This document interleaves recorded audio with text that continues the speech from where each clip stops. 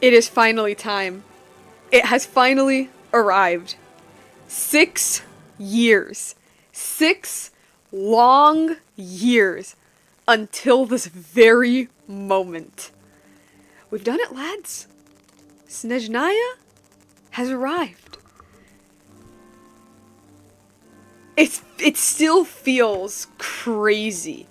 It still does not feel real. It still kind of baffles me that it's here. That we have finally made it. You know what's funny? So way back before Inazuma came out, I wasn't sure what country, I guess, Snezhnaya was meant to be inspired by, and I just jokingly said that it was Russia because cold, right? And I think in the Inazuma live stream, they talked a little bit about Child and his fighting style, and how his fighting style was pretty like heavily inspired by like Russian swordsmanship. And I was like, oh, of course, obviously, of course the cold region is gonna be inspired by Russia. But, like, man, I'm also just thinking, like, I don't know if this is something newer players. No, I don't think so. I don't know how far back this goes. Just so you guys know, I'm actually a 1.0 player.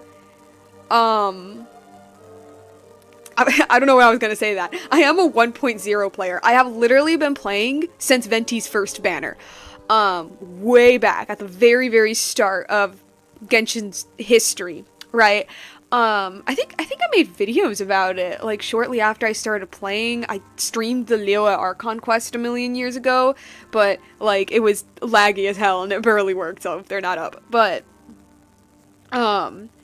like, I don't know, it's interesting, because it's, like, it's something that, like, I don't know, it's kind of like the ending of any long-form thing, that, like, you know it's coming, and still when it arrives, it just gives you this feeling of, like, wow, I can't believe, like, we're actually here. I remember, like, people thought La Signora was the Tsaritsa. I don't know if that's, like, I don't know if new players even think that anymore.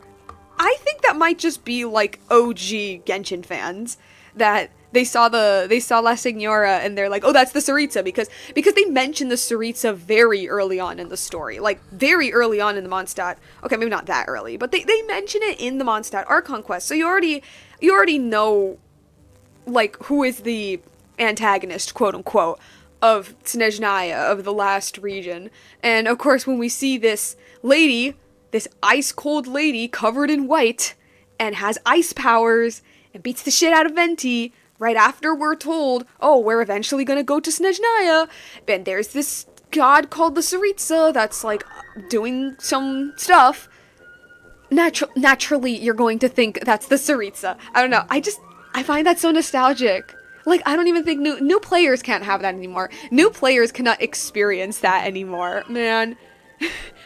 New, like, yeah. Peppermint candy, like a drug for children. Yeah, pretty much. Okay, so I am yapping for too much, and actually, okay, so I do need to do something really quick. I will be right back. I promise you guys, I'll be back on the stream. Just hold on for a little bit, okay, just wait.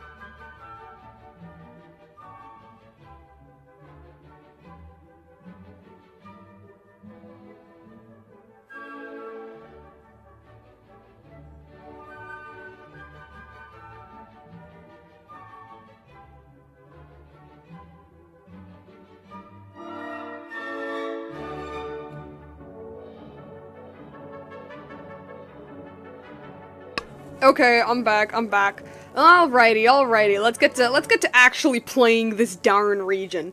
Alright, let's cut the music. No more music anymore. We're only going to be listening to Genshin's version of what's his name? Tchaikovsky. Alrighty. Let's start. Let's go ahead. Let's start. Alright, let's go to the Infinite Void for a second. Pop up the game. Mondstadt really is the place to be. A bit loud. Can't wait to get my hands on some apple cider. Okay, so I'm still here chilling in Nodcry because I was looking at the map a little earlier, and just ignore that. Snezhnaya is high. Like it is up. Like we have, I can't zoom out. Okay, because like we have Fontaine, right? Fontaine's pretty north. It reaches pretty north, right? Mondstadt's highest peak is not as high as Fontaine, but like still pretty high, right? And so like, no duh, people were going to assume Snezhnaya was going to be roughly maybe here, maybe extending over here, because you know, it's fantasy Russia. Yo, what is that? Why is it so up? Like, why is it so up high? It's kind of ridiculous. What is this? This is ridiculous. Like, look, I could understand this. I can kind of understand that because, like, there is a little, I don't know if people know that, but there is, like, a little tunnel through this, like, wall, right? Right, and so it kind of gives a feeling, it kind of, like, accentuates Natlan's isolation, I guess, with the rest of Tibet. It makes sense, is what I'm saying. Yo, what is that? Okay, I'm talking too much. Okay, so what's the closest teleporter? Like around here. Let's go here.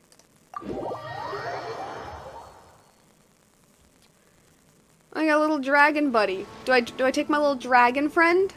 Do I take my little dragon friend with me? Or do I take my little Sealy friend? Do I have a Sealy friend? I think I do. I don't remember super well. Okay. I'm getting too distracted. We gotta go. Where is it? Right here, baby! Right here! The godforsaken Frostlands. This is a realm no longer graced by divine favor, even though it's ruled by a god, but we're not going to talk about that. For all eyes are drawn towards the high heavens, but we need not supplicate before anyone, for the day we cast off our shackles is finally drawing near. What's even this dim void area? Is the rest of the ocean? I guess. Wait, I already got this. I already finished that. There's nothing else. Odette's out. Oh, I can test try Alyosha. AKA the only character who's actually dressed properly for the environment. Take the dragon for a heat source. Aw. Oh, we go down here? Oh, okay. I thought we were just gonna go. Never mind. Actually, where are my pets? Let's see. These are the options. Wait, I don't have a Sealy? Oh, I guess I never did that event. I could have sworn I had a Sealy. Oh well. See, we got the Jin. We got Sarouche. We got a little Oceanid, little baby Oceanid, little baby Cloud Retainer. Oh, it's fake. Never mind. We got a little Octopus. What am I feeling? What am I feeling today? We have baby Dragon. Firstborn Fire Sprite. Oh. Let's see, none of these are really fit for the cold. You know what? I guess we are keeping the dragon. Alright. Let's get going. You know what I'm hoping? Not hoping. You know what I wish to see, even though I know it'll probably not be there? Kami blocks. Is that weird? Is that a weird thing to say? Is that a weird thing to want? The day's finally come. We're off to meet the Tsaritsa of Snezhnaya. Indeed. What is she planning? I don't know. And what does she need the noseies? Soon, we'll have our answers. In a few more months. Probably December. Guess this'll be the end of your journey that your brother mentioned. Stop it, Paimon. No, it's not. Expecting you to find there.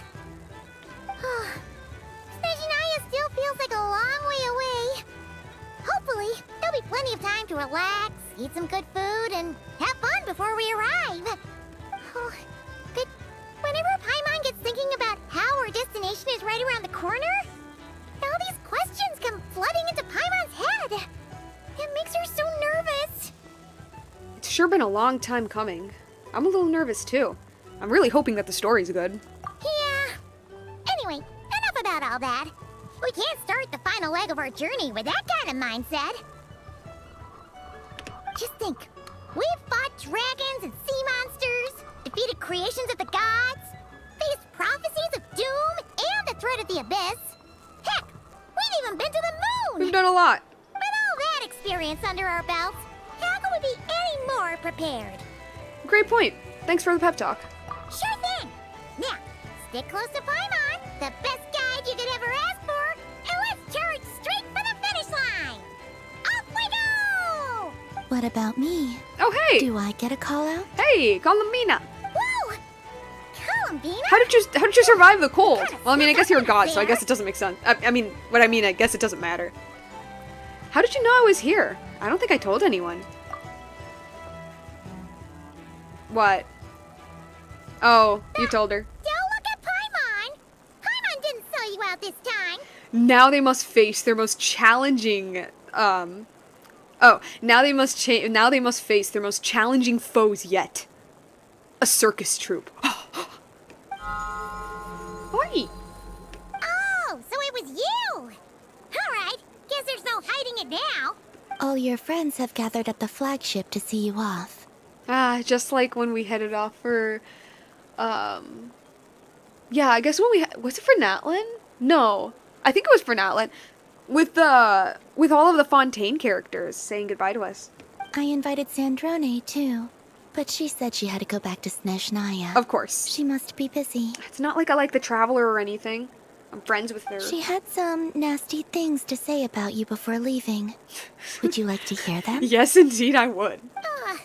She hasn't changed a bit.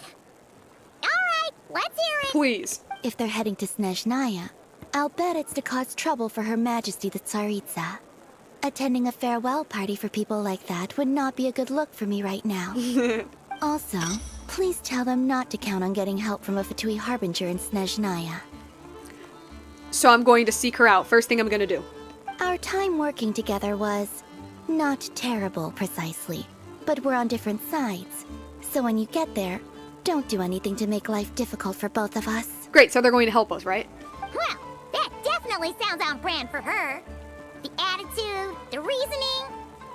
Alright, we'll do our best to keep our distance then. No, you've misunderstood. I think she means that she'd Yeah. like you to go see her. How'd you figure that? Listen, Traveler, when you're basically dating this person for the past like 400 years or so, you tend to pick up on all of the little cues and stuff. I also just had my massive character arc where I realized that she's a massive tsundere. When she says she hates you, it means she likes you. And I'm not saying that in some sort of Stockholm type toxic manner. I mean, I don't know, it's like in her programming or something. She's a doll. She's a robot. As long as you don't make things difficult for both of you, you'll be fine. Huh. You really have to read between the lines with Centrone. You pick it up after a bit. Go on, get to the flagship. Everyone should be there by now. I told Lauma that you once treated me to a truly unforgettable meal. Today, I want to return the favor. It's my gift to you.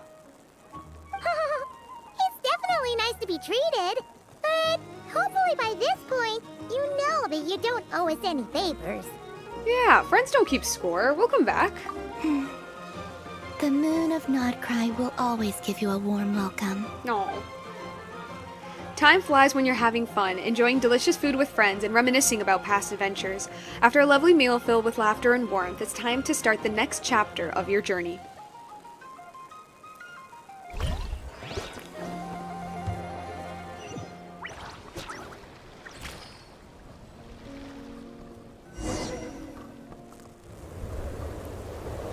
Hey, well, what a sharp difference in temperature. Wow! Pure white as far as the eye can see. It's so pretty. It is pretty. Come on, keep up. Welcome to the Himalayas!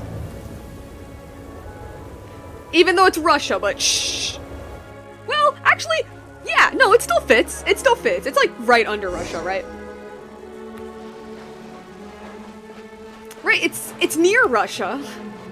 So I'm not completely wrong. This is the Himalayas. Whoa, hold on a second. Hold on a second. Guys! When was the last time we followed Paimon like this? Hold on. Hold on. Okay.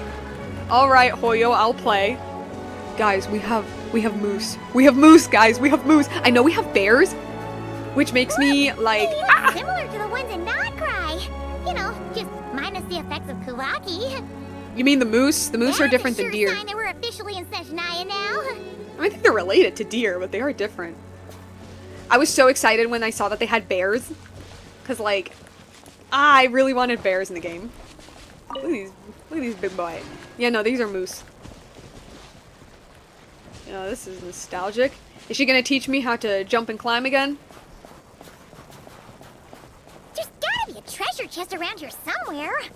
No adventure is complete without a chest or two. Oh, wait a second. Okay, I see. Oh. Ha. Ha. Ha. Help Paimon escape the jam. I see, okay. Not teaching me how to jump and climb, but... It's as if we're starting again. Paimon got a mouthful of snow. Ooh, it's so cold. I love this music, whoa. Paimon's gonna snuggle up to you for a bit to get warm. If I had a nickel for every time I entered a new region and was like, whoa, the music, I would have 7 nickels.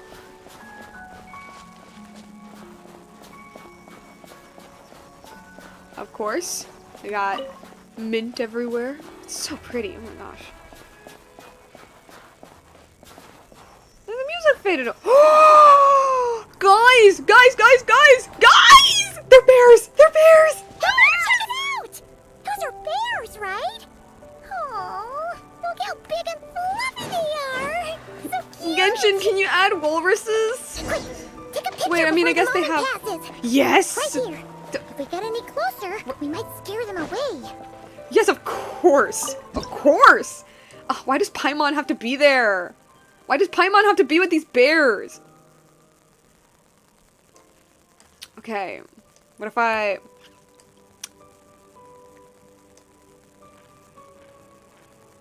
There we go.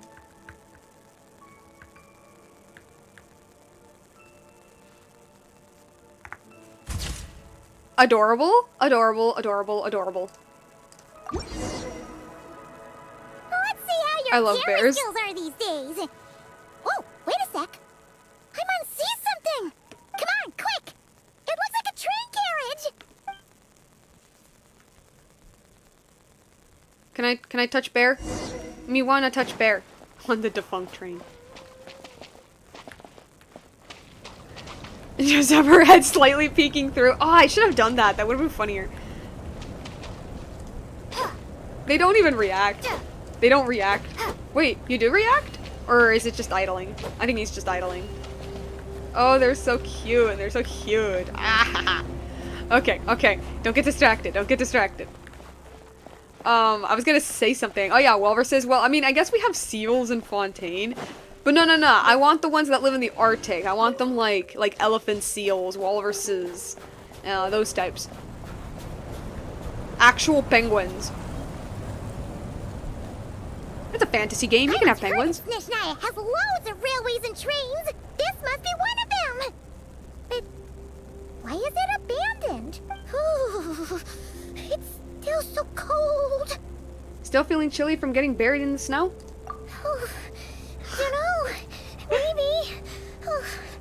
Also, is it just Paimon or is the snow getting heavier? Bring forth the leopard seal. Oh. This never happened in Nodcry. If you're cold, come a little closer. Replace Nodcry. This never happened in Dragonspine. Yeah.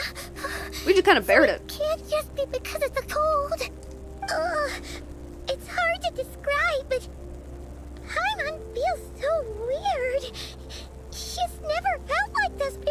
See, I wish I could be surprised, but all of the promotional material kind of showed that Paimon's going to be kind of out of commission for this quest. And that we're just not going to be with her for most of it. That's not a spoiler. I mean, they had it in all of the promo material. Like, something's up with Paimon. What's up with Paimon? Everything feels heavy. Getting kinda dizzy, too. Should we turn back? Oh, no need. Paimon's just feeling a little low on energy. Oh, poor baby. That's all. It's nothing serious. Not worth ruining our travel plans over. Well, don't push yourself, okay? If you start feeling worse, tell me right away. Yep, sure thing. Snezhnaya, here we come! Yeah. She's just toughing it out. Find a place to hide from the blizzard.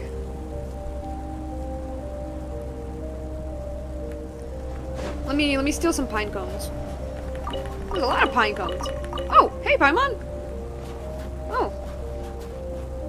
You know. Okay. Let's see. Oh, seems like the snowstorm is getting worse by the minute. Oh, yeah, it is. Paimon can Huh. barely fly. Yep, that's pretty bad. Hey, they have the sand effects, but on the snow. I just noticed that. Pretty neat. Somebody get her some hot cocoa stat. Come on. Come on. Getting through. Oh. Y'all, we have the meter. We have the dragon spine meter. Ah, that's nostalgic. She just needs a stim. Almost. Yeah. Oh, look! There's a cabin over there. Mysterious cabin in the woods. Do we trust it? Let's get out of this storm. Well, I guess we don't have a choice. What's in here? Oh, just money. Oh. Hey, it's the scene from the trailer.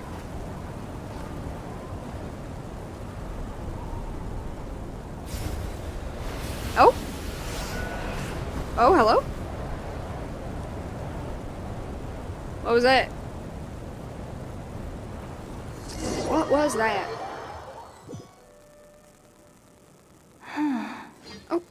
Oh, What whoa. is this place? Oh, hello. Where's Paimon? Hey, look I at- need to find her. A little breath effect. Got the little breath effect. How is the traveler doing this in a dress? Seriously, lady, put on some winter clothes. Plot. I don't know.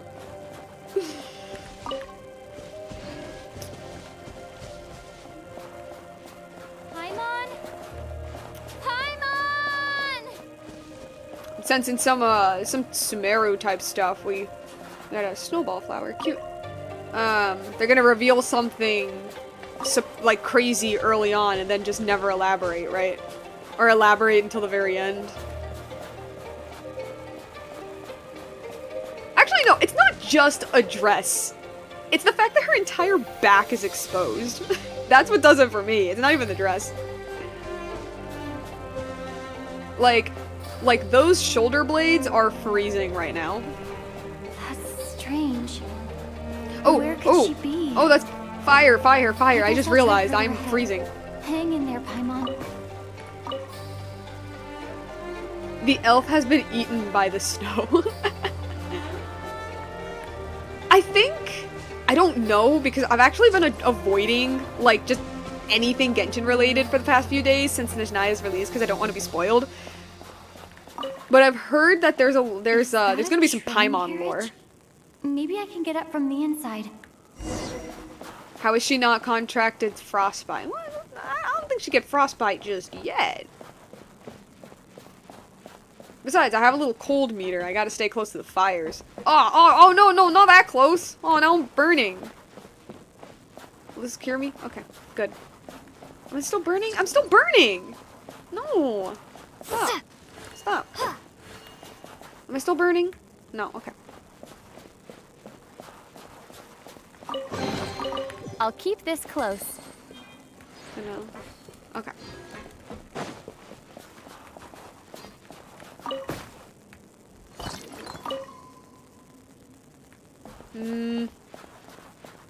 some strange place.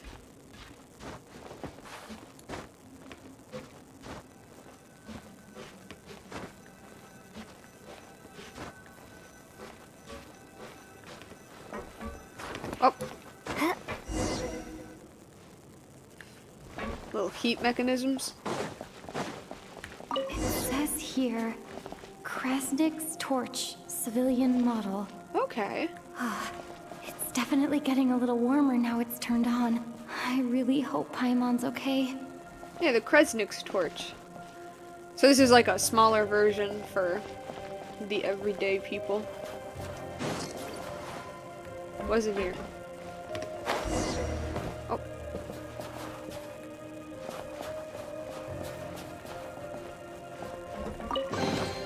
A reward on the road.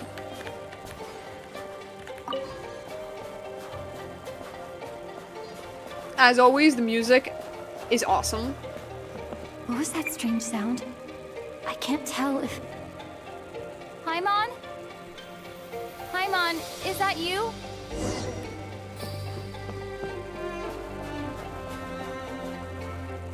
What is that? Oh, this is gonna be important later on. This is the Sumeru thing. Identity detected. Oh, Authorization hello? granted. Okay. Initiating original. Lift up a little bit. Hello, Transcend Descender. Hello? Who's reached the eve of tomorrow. Hello? Eye of Grey at your service. Okay, who are you? What is this? It's literally the Sumeru thing, but like worse. Oh my god. Time since last activation. Time measurement unavailable due to the Wait. influence of... Anyway, it Hold on a must have been second. a very long time. Hold on a second. Child? That's Ajax right there, ain't it? That's... Or... Okay, maybe it's not Child. That's Griffin, isn't it? That's Griffin Burns. That is definitely Griffin Burns. Okay, when I mean worse, I mean like... Because I made the comparison to Sumeru where they showed the Irminsul tree and they had the world forget me from the very, very start of the story. And, like, it wasn't... Like, it was brought up a couple times, but, like, they kind of kept it a secret as to what that actually meant until, like, the end of the Sumeru quest, right? With the deletion of Rukkhadevata and all that. So I was like, okay, so this is definitely what they're doing here. And it is! It's definitely, but, like, this right here, this is to a much bigger scale. Whoa. Lumine18 says, sup other, what's up other Lumine? I am indeed a Lumine player. That looks like when, oh, no, I do not know what that is. But yeah, no, this is definitely Griffin Burns. I am... I was born to fulfill a mission. To reach tomorrow. And what is tomorrow? To this end, I must... Strange. What was it? Wait, my body? Huh? Why is my body like this? I was about to ask you. Oh, so you weren't born like this? I have been like this since I was created. And yet, I also have memories and an awareness of a physical form that I once had. But this contradicts my current status. Chat, you think this is the third Descender? You think this is the third Descender, or at least like the consciousness of it, right? Alright, because we know that the Gnosises are made of the parts of the third Descender. And the theory is that the Tsaritsa is gathering all the Gnosises, whatever, to resurrect him, probably a him. So what if this is the consciousness? What if this is the mind, you know, and their physical form, I mean, okay, maybe their physical form is dead. Their power, life essence, so to say, became the Gnosis, but like this right here that's talking to us, what if this is their conscious, you know? Anyway, I was created so that humanity could seriously? reach tomorrow. But I am unable to load further details at this moment. Nevertheless, serving humanity remains my primary objective. Okay. I have detected a drop in your surface body temperature. Yep, it's cold. You cannot remain active in this state for much longer. It's pretty cold. In accordance with my preset programming, upon reactivation, I must ask the one who awakened me the following question. Fair enough, okay. So you know you're a robot, okay. Will you accept me, Transcender? Transcender. I will assist you, protect you, and fulfill my mission until we reach tomorrow. It's interesting that, like, he calls us Transcender and then interrupts himself and then calls us Descender, which is what we are. So what is a Transcender? What's the difference? Or is this just another terminology? You can be like, oh, Pep, like, it means the same thing. Like, no. Genshin is really particular when it comes to these types of naming conventions. Like, the term Descender is a very specific thing. So the fact that he calls us Transcenders, corrects himself to say Descender, and yet continues to call us that, although it's probably because he's just used to it. I'm interested. How's the machine going to backstab us, literally? No thanks. This is all a bit strange for me. I understand your position. However, given your current physical condition, I must suggest that you reconsider. Are you manipulating me? Before I was activated, you called out a name. Okay. Presumably that of your missing companion? Uh-huh. If you agree to accept me, after helping you get out of here, I will search for said companion and pinpoint their location. Really? You can do that? To answer your question, yes. Then I accept. Something in my mind is saying that this train is some Hoyoverse multiverse thing. I was thinking that, actually. I was actually thinking that. Well, not this train specifically, but just the idea of... You have made a very wise decision. I don't know, I feel sus. Not this train specifically, but just the idea that Snezhnaya has a very big culture around trains, which, you know, obviously is a reference to the late Industrial Revolution with the locomotive, and how it really was, like, a big thing at the time. It really kick-started. Like, it became... Like, it really was the technology that turned the Industrial Revolution as the thing we know it as. And of course, when I think of trains and I think of Russia, I think of the Trans-Siberian Railroad, right? But at the same time, considering that this region is going to be talking about the third Descender, and this is straight off the heels of the Moongazer quest, where we're talking about aliens and outer space and all of that. Yeah, no, it really makes you think of Honkai Star Rail and its Astral Express. It really makes you think that. And now we have a machine uploaded to our minds. Not gonna end well. Now that we have reached an accord... Ah, great. Griffin Burns is now attached to me. Alias? Very well. I will remember this name until the mission is complete. So what's your mission? I need to recover my body. You're the third Descender. Like, I'm sorry. Like, you have to be. Tomorrow, and help the suffering masses to reach the far shores where the empty ark floats. Oh, wait. Hold up. Wait. That's... Ooh. Yo, like, this quest barely even started and my mind is already buzzy. Okay. Because I feel like I need to explain this as to why I'm, like, low-key, like, hold up. So this is probably the third Descender. That is my current theory, or at least, like, the consciousness of it. Or maybe it's gonna be like a...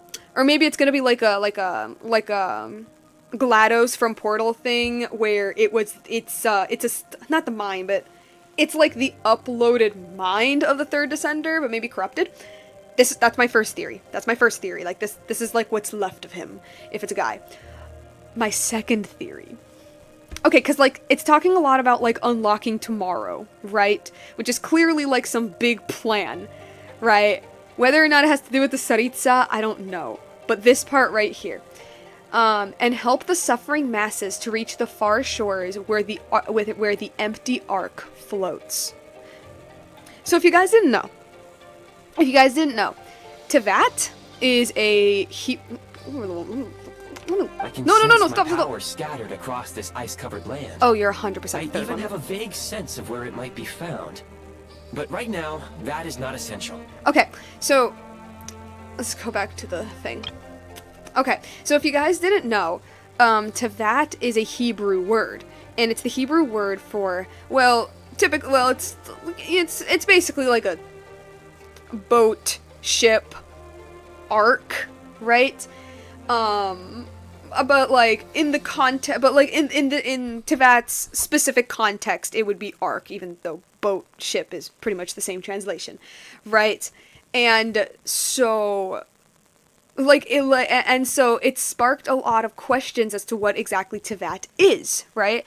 And a very big theory, I don't know if it's a big theory now, but especially like a couple of years ago, a very big theory was the fact that Tevat was supposed to be basically a sanctuary for life in the universe, right? Kind of like an ark, right?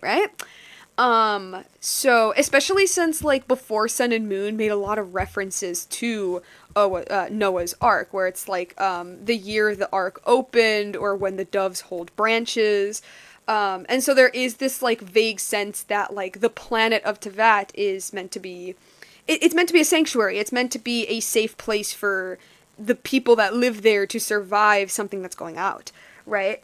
And then, of course, I don't know if it's such a big theory now, but of course with all of the new lore, especially with the Moongazer quest, you know, we learned that, yeah, the universe outside of Tevat is dying, and there are invaders, and it's just not a good situation in general.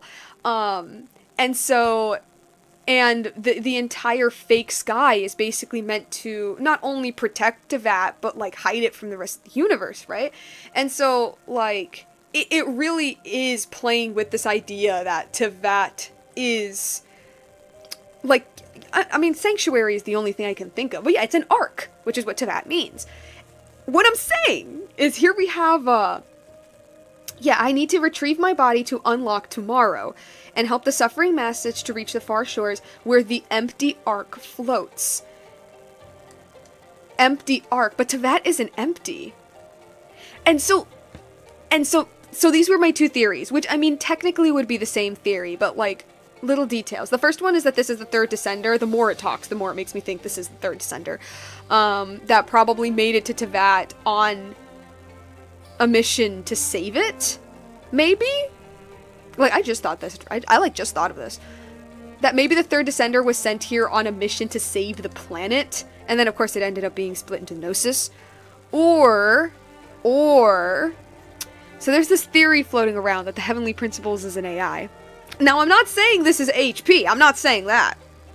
But what I am saying is, what if this is a piece of technology that HP brought with them? Obsidian Aurora says, so either he doesn't see the life already here as part of the Ark, or the Ark is something else. That could be as well. I mean, because this is a robot, or at least in its current state, it's a robot. Anyway, very lengthy discussion. Snezhnaya's off on a great start. Let's keep going. The key right now is you. You must survive and reunite with your companion.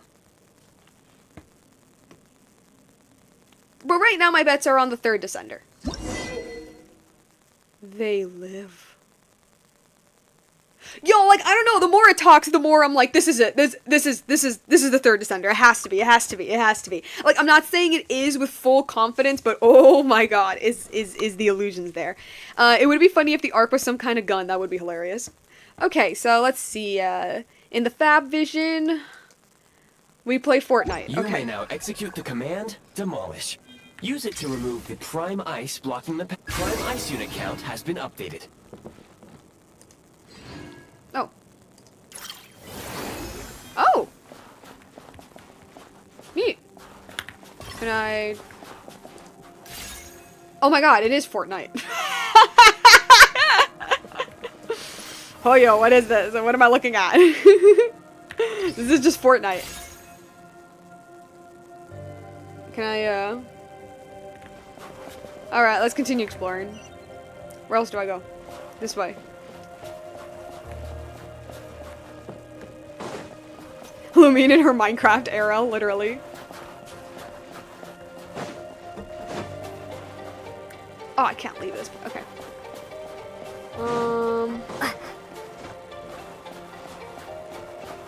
Maybe... Oh, no, I'm getting cold, I'm getting cold. Wait, am I getting cold? I actually don't know anymore.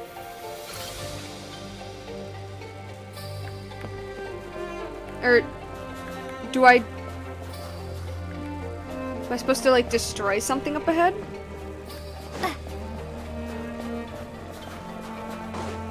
Or, hold on a second, what?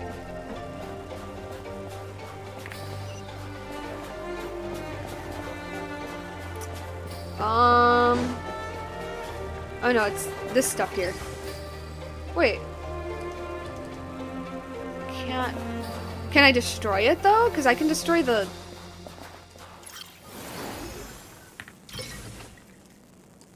Oh, I can't. I can take this though. Just climb out?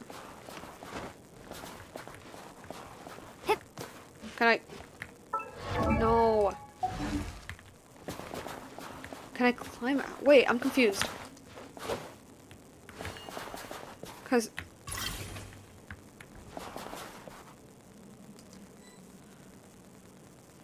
Hold on, but like... Am I supposed to climb out? I'm so confused.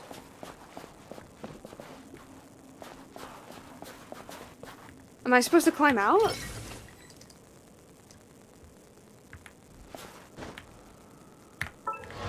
No, no, no. What am I supposed to do?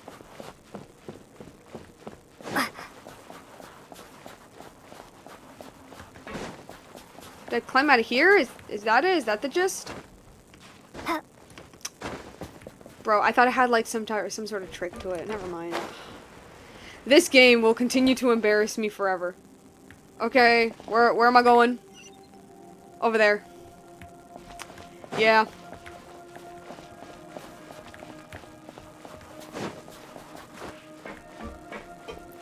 Okay. Oh. Oh, okay, I see.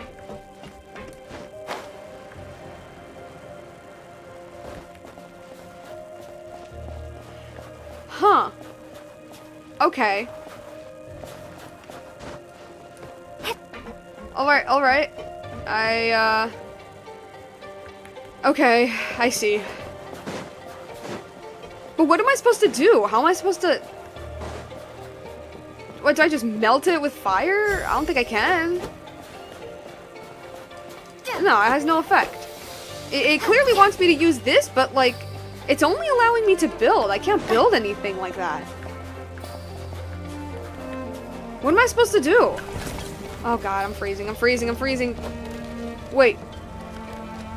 Wait, you're not doing anything. Wait, I'm confused. What am I supposed to do? I'm confused.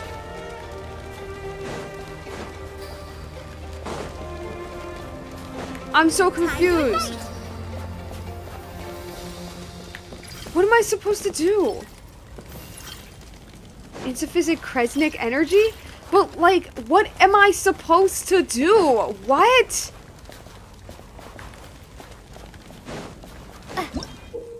I hate this game. Oh my gosh, this game stresses me out, guys. This game actually stresses me out. Execute the command build.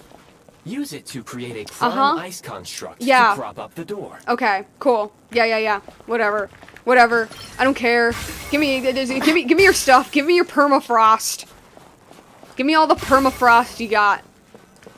Oh my god.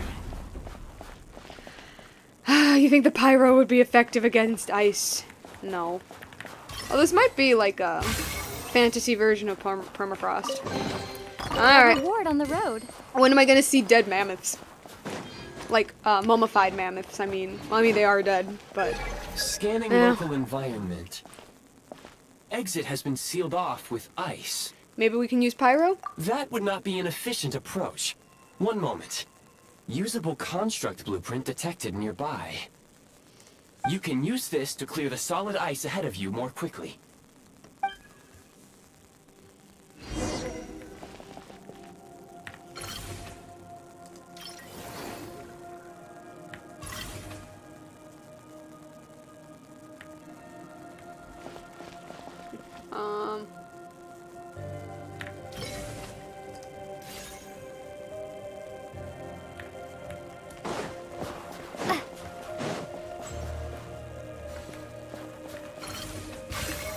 some of that.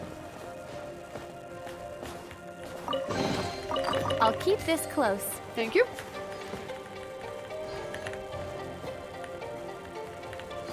Hey, just let me see what's in here. Thanks.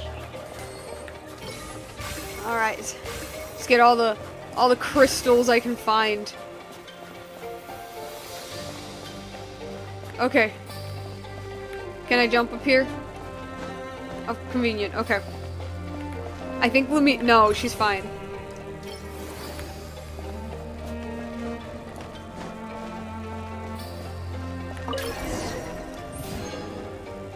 Basic heat source. A heat source construct out of prime ice. Out of prime ice that generates an easy-to-use flame. Sure. When within range of a heat source, you will no longer be able to draw energy to keep warm. The flame will follow you around within a certain area. However, do note that once you stray too far from the pedestal, the flame will automatically return to its base. Okay, interesting. Okay. Okay, so we place these so we don't freeze to death. Very nice, very nice. Construct blueprint added No, to she's records. fine. You may now execute the command, build heat source. Generate a temporary heat source to rapidly melt the solid ice. ¿Dónde lo pongo? I didn't think it would do anything here.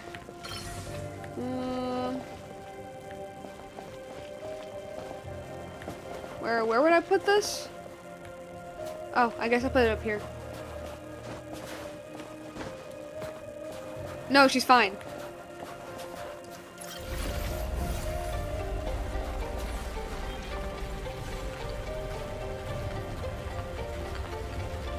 Wait, so like, how does this work?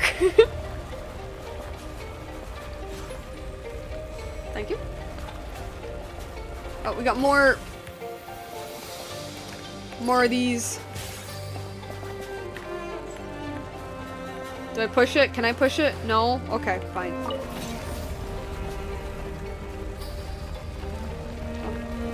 Oh yeah, that's right. Follow me around.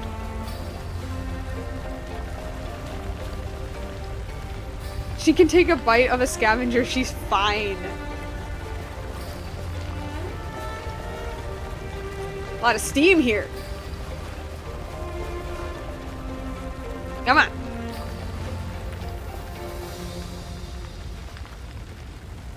I see chests up ahead.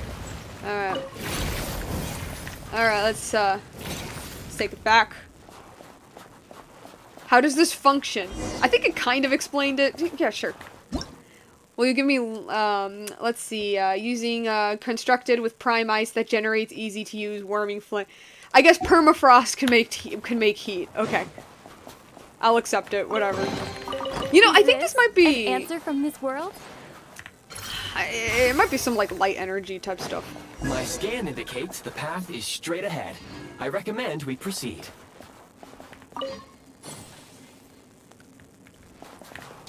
We need some more fire. What happened? Okay.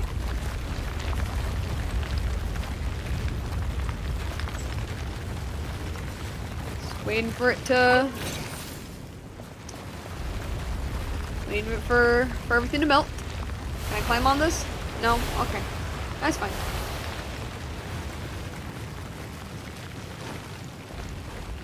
Very steamy though.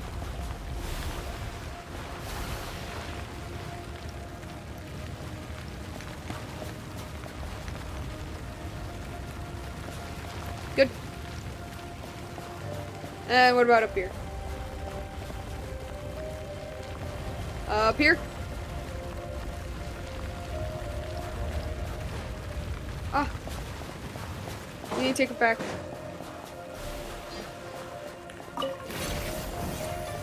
Alright, let me move you. Let me move you. Sure. Give me here. So it's like a prism, but instead of making a rainbow, it uses 3 of the visible colors. Move the atoms of ice. Meh. Oh, Oh, I think we made it to the... Can I go back to the... Thanks. Let me just... No, no, put it back. Put it back. Okay. What else? What is that? Kresnik Crystal located. Crystal. Please collect at your earliest convenience. The recent construct you built provides highly efficient heating by utilizing the unique properties of Kresnik Crystal. Okay, okay. That's an explanation. Unfortunately, prime ice constructs have a very short lifespan and cannot be stabilized during the development period. Hence, the authorization to use Kresnik Crystal was granted. Okay, so this crystal is, heated. That said, I have already forgotten what warmth feels like. Maybe when you get your body back. Yes. Perhaps then, we can warm ourselves by the fireside together. But for now, all you need to remember is this. If you collect Kresnik Crystal, I can extract the energy within and use it to maintain your body's surface temperature. Let's see, the bitter cold land of ice and snow. When moving about in low temperature locations, the eye of... will expand energy to keep your body warm. When the eye of energy is exhausted, your body's temperature will drop rapidly, depending on how cold the environment is. And you might even get hurt. Alright. Increasing the Kresnik energy helps to withstand the cold. You can get Kresnik energy from various sources, such as the Kresnik torches of various kinds and Kresnik crystal ore. Okay. Okay, so this Low crystal power. has... Please use Kresnik Crystal to replenish energy reserves. Hey, we're back at the cabin. Back at the cabin, guys. Signs of physiological activity detected in the distance. Huh? It is highly likely to be your travel companion, Paimon. Go. Go now. Be reunited Whoa. and sing together. Okay. May all the people be united as one. May all of life rejoice in unison. You okay, buddy? You got a bit cryptic there. Girly, why are you still using the dull blade? Oh wait, do I have the dull blade on her? I think that might be it. Just get a bit more crystal.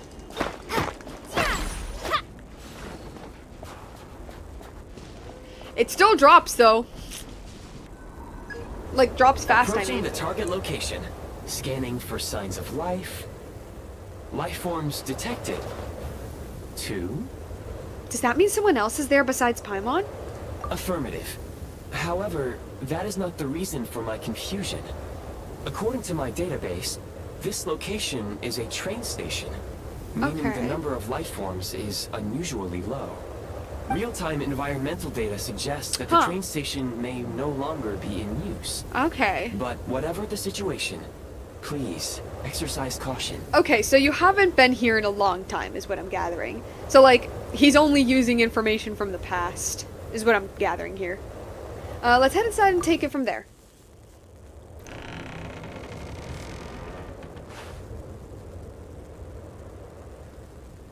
Okay. Oh, Paimon! Paimon! Who did this? Who touched my gun? Oh, wait, hold up, wait, what?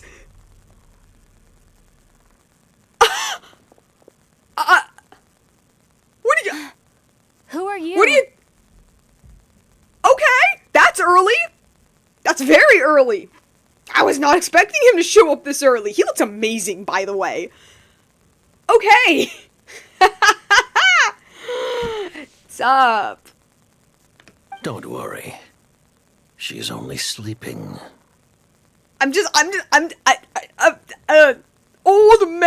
Old men are real, guys. Old men in Teyvat are real. You must be the Traveler.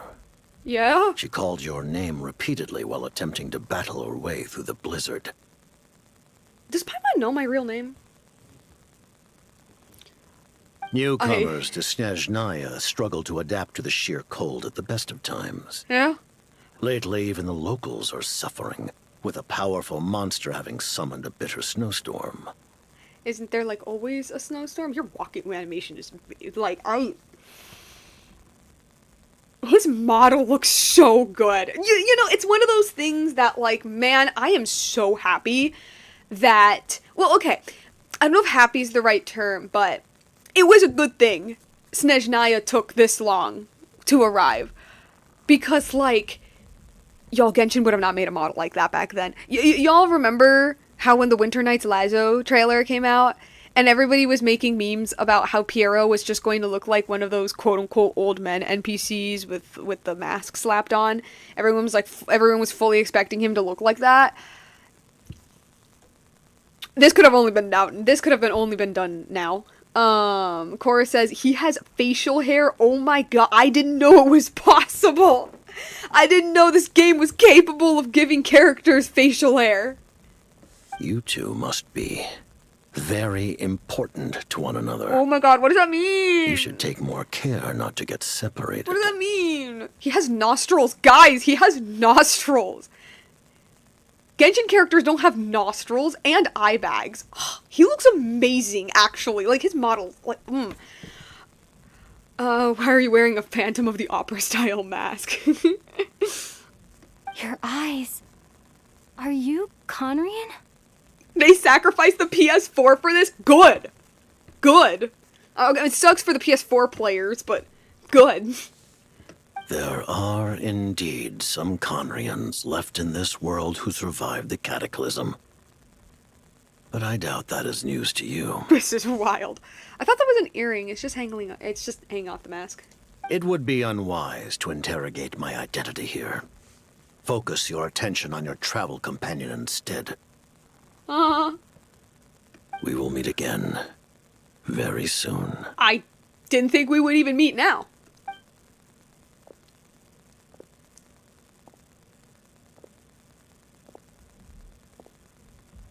The unidentified subject has now left the area.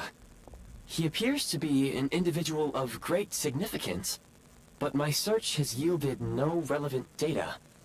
I will try searching the database again. I have a rough idea. He's probably some big shot who worked for the Tsaritsa. He looks like he's from a different world than Lumine. He looks like he's from a different game entirely. Same with Varka. I think that's what I said in, or at least that's what I don't know. Like, I think that was people's general reaction when they saw Varka for the first time, where people were like, yo, like, he looks amazing, but he low-key looks like he's from a different game. Against the odds, your companion is safe and sound. The other person even left a blanket for her. I'll boil some water.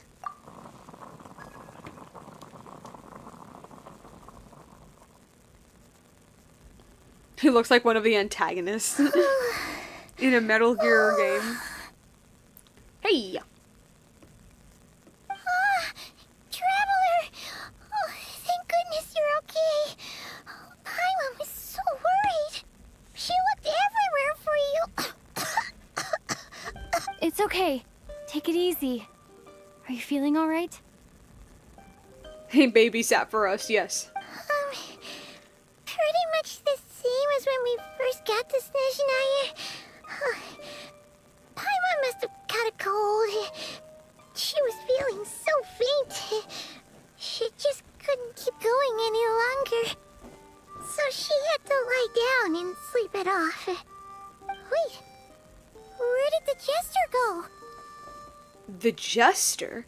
Was that the Jester? Yep, the director of the Fatui. The Jester Piero. So, you met him? Yeah, we spoke briefly, but he didn't reveal his identity. The Jester must know everything about the Tsaritsa's plans. But there's no way he'd tell me just like that. We might well have ended up clashing.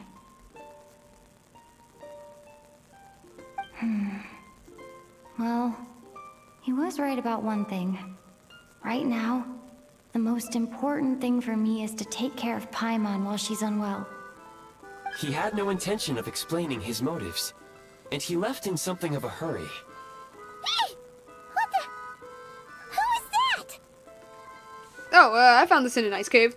It looks like half a pair of goggles. Does it? How amazing! A self-aware, talking pair of goggles. Snezhnaya was once the land of the Fae. There are many ancient creations here that I'm sure would broaden your mind further still. I am one of them. Mind you, my database is also expanding as we speak. You must be a rare creature yourself. The eye of whatever that says helped me find you. Oh, wow! Well, thank you so much. You've earned yourself some of Paimon's favorite candy. Oh, but by the looks of it, you probably can't eat that, can you? Goodwill detected. Instead of candy, perhaps I can suggest my preferred strategy. Oh, that makes sense. Every pair of goggles needs wiping clean once in a while. Sure thing, mister. Anyway, back to the jester for a second. Paimon's still confused about something. When he first showed up, Oh, he already knew Paimon's name. okay. And he acted like he expected Paimon to know who he was, too. Oh, okay. Interesting. Paimon could tell that he was Conrian from his eyes. And he definitely seemed like someone pretty important. But beyond that, Paimon didn't know anything about him. It was only later, after he rescued Paimon from the snow, that he properly introduced himself. Huh. That's the only reason Paimon knows he was the jester. So he knows you? Is that why he was here? He came looking for you? Oh, seems unlikely. He ran into the snow following the sound of Paimon's voice with a really anxious expression on his face. Huh. He didn't act like What? someone who knew she would be here in advance. I love this one. Piero, Paimon, I am your father. I think him already knowing your name would be pretty standard considering how often you fought his men. Whoever survived likely put your names on record. Actually, that is a good point, actually. Aurora's got a pretty good point with that. Yeah, like we are famous canonically, so it does make sense that he would know who we are. So that is true. I guess it's more so the part where Paimon's like, he was expecting me to know who he was, you know. And after bringing Paimon here, he just stared out at the snow. He didn't do anything to Paimon at all. In fact, he barely said anything. Wouldn't even answer any of Paimon's questions either. Like, I think, like, before this, she also says that, like, yeah, like, he ran to her out in the snow. So, interesting. Paimon didn't feel unsafe around him. And he didn't seem to have any ulterior motives. For all we know, he might have just ignored Paimon's questions so she'd give up and go to sleep. Please allow me to interrupt. Fatui and director are unfamiliar terms. May I ask for clarification? Yeah, you're old. Wait, you've seriously never heard of the Fatui? Oh, they're like the Tsaritsa's inner circle. Really powerful people. And the director is their boss. Understood. Since they hold elite positions and serve their god directly, it stands to reason that they would conduct themselves with due decorum. I am inclined to agree with your assessment, Miss Paimon. I did not detect any ill will from the gentleman in question. I see what you mean. We'll remember to thank him next time we see him. Which will be in, like, a couple months or something. Sorry, I shouldn't have encouraged you to talk so much. Paimon, new plan.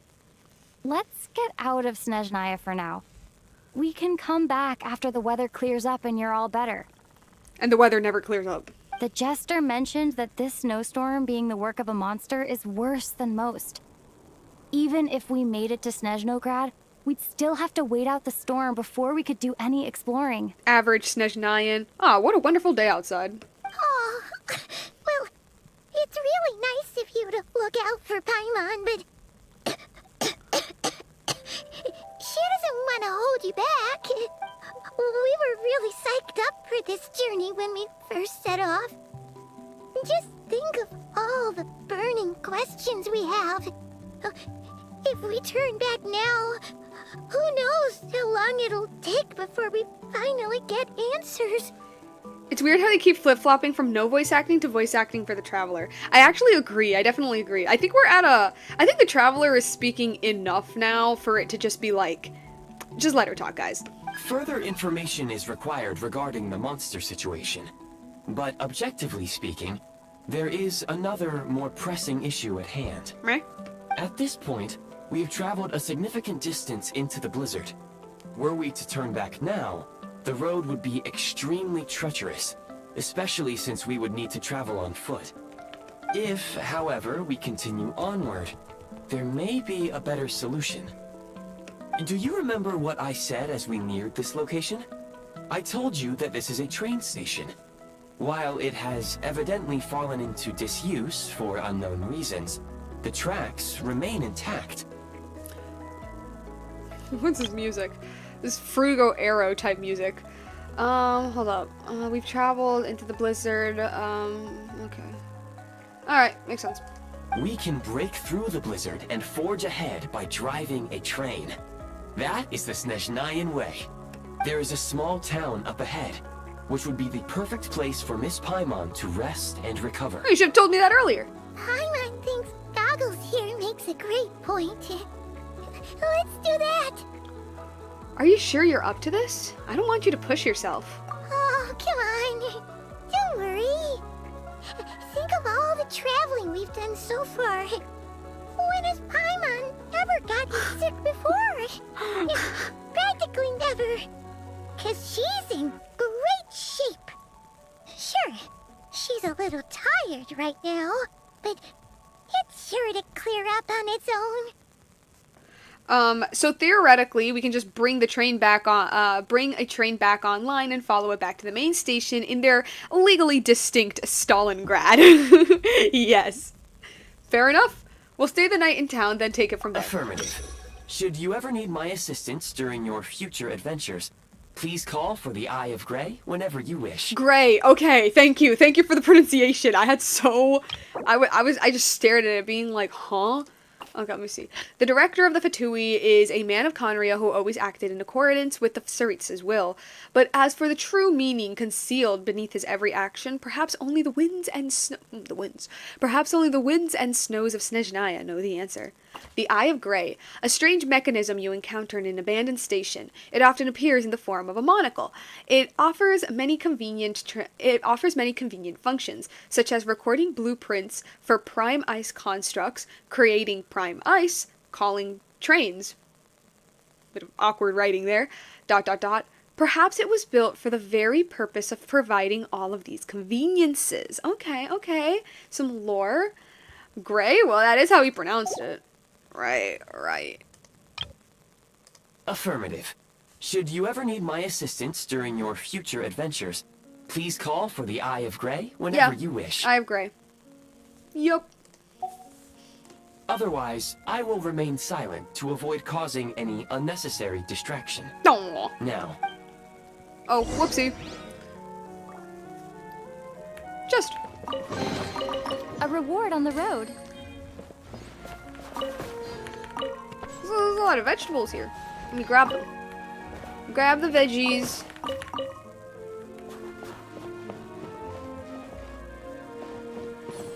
So this was clearly like a smaller, like, commoner station. Not like one of those, like, I mean, commoner, I don't know if that makes any sense. Look at the gloves! Look at the plates! What I mean is more, like, it's not one of those, like, big fancy train stations that kind of look like airports. That's, like, in the middle of big cities. I mean, like, this would have just been, like, a tiny little stop between towns.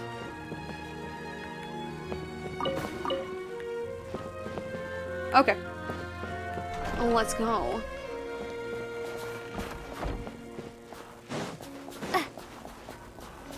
Please confirm when you are ready to depart. Oh. In my inventory. Where are you?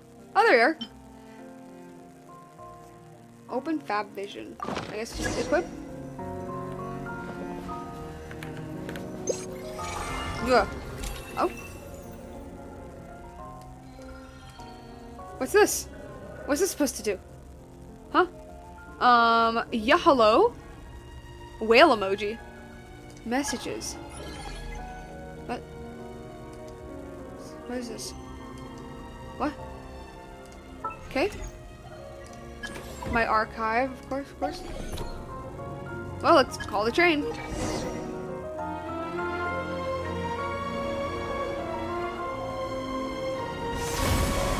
Was that the broken train from... that's a fancy train. Was that the abandoned train? I don't think it is. Heading north from here, we will soon arrive at... Wait, there's an error message. Could not detect clear tracks. No. What exactly does clear mean? You know exactly what it means, Paimon. Brace for impact, friends. Preparing to enter impromptu flight mode. Okay. Sure. Whatever. Do what you want. I've gone to the moon with absolutely no chairs or barf bags or safety features whatsoever. We rog-dogged it and we survived.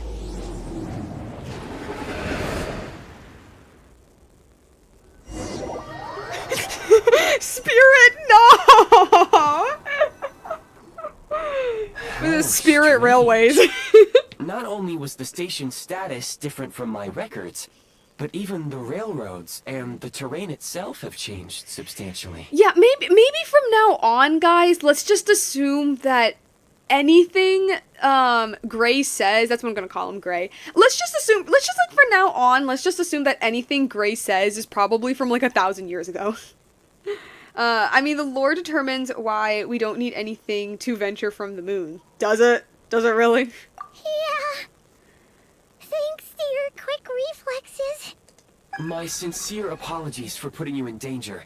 I'm afraid I'm as confused by all this as you are. We need to find a way to update your databanks. Shame about the train. Agreed. This is likely a consequence of outdated railroad data. The discrepancies between the old data and present reality are far greater than I anticipated. And how old is this old data, Gray? Fortunately, our crash landing has at least brought us much closer to the town. Well, at least there was that. According to the data, anyway. Sure. I don't know if I trust that anymore. Well, at least it wasn't a river full of beer of boiling fuel. Your data had better be right this time. I can assure you, it certainly is. Sure. Please look this way. Oh. And you will see a Kresnik's torch. Hey. Heats the whole city. Or the town, I guess. It seems our ill-fated train ride was a blessing in disguise. We have taken the shortest possible route. I don't even know if we feel cold in Snezhnaya, lol. We do, but Gray here keeps us warm with his energy, I guess. It wasn't what you'd call comfortable, though. Rest assured that I will take user preferences into account next time I plan a route. Next time, I will get it right. Trying so hard. Okay. Blizzard Roaring Overture. Like an opera. Or a ballet. No, I mean depending on lore, not actual Genshin gameplay. What? That we were in a spaceship with absolutely nothing? Like, no chairs, nothing to protect our head, no oxygen tanks, none of that. We just stood on a stone platform and just thugged it out until we made it to the moon. Let me see Anastasia. There she is. There she is. Beautiful, beautiful, beautiful woman. Too bad that they gave her an outfit that's just like the same as every single Genshin female ever. Okay, this is where we were. Huntsman's cabin. This has to be Alyosha. Let's see.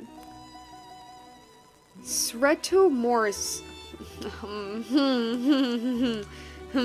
Yeah, I'll wait until they pronounce it for me.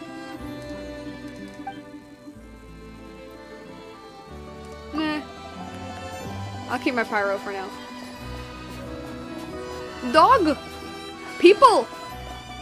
Come on. Guys, it's time to appreciate the music.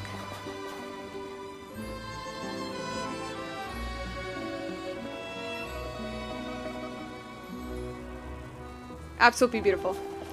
So, Snezhnaya haunt time to quit Genshin after this arc, because Paimon said, which of the 7 are you looking for exactly? And the 7 is already here. Excuse me? Oh, okay. I kind of got what you meant, a little bit. Excuse me? Is there an inn nearby? I'm sorry, but they've all closed. Could I possibly stay at your house for one night? I'll pay you. I'll pay you. Borderlands town, haha.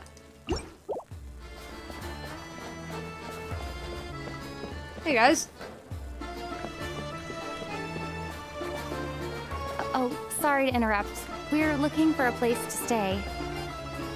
I can't even afford to warm my own house, let alone run a business. Damn, okay, I'm sorry. You could just say like, no, I'm sorry, ma'am. I don't have enough space. God damn. You didn't have to be that mean about it. I summon forth Genshin too, literally. Glacia fruit? Yum yum. What are these supposed to be, gummies? Is there anywhere we can stay around these parts? I love the accordion. Not. You'll have to try your luck somewhere else. The rudeness to coldness. I mean, I guess. Dang, I thought people who, thought people would be a little bit, what is this? Just like the Soviet Union, the people are unhappy, y'all. I shouldn't even be mad. I wanted commie blocks. What about you guys? No? Okay. All we can do is wait for the next shipment of Kresnik Crystal to get here.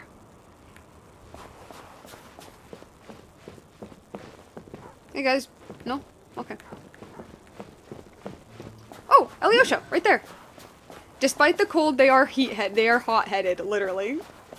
Like, y'all, you can be a little nicer. You can just tell me, like, hey, I'm so sorry, but, I'm already we're kind of struggling right now, and, we're unable to take you. Sorry, ma'am. And then it'd be like, no, it's okay, sir.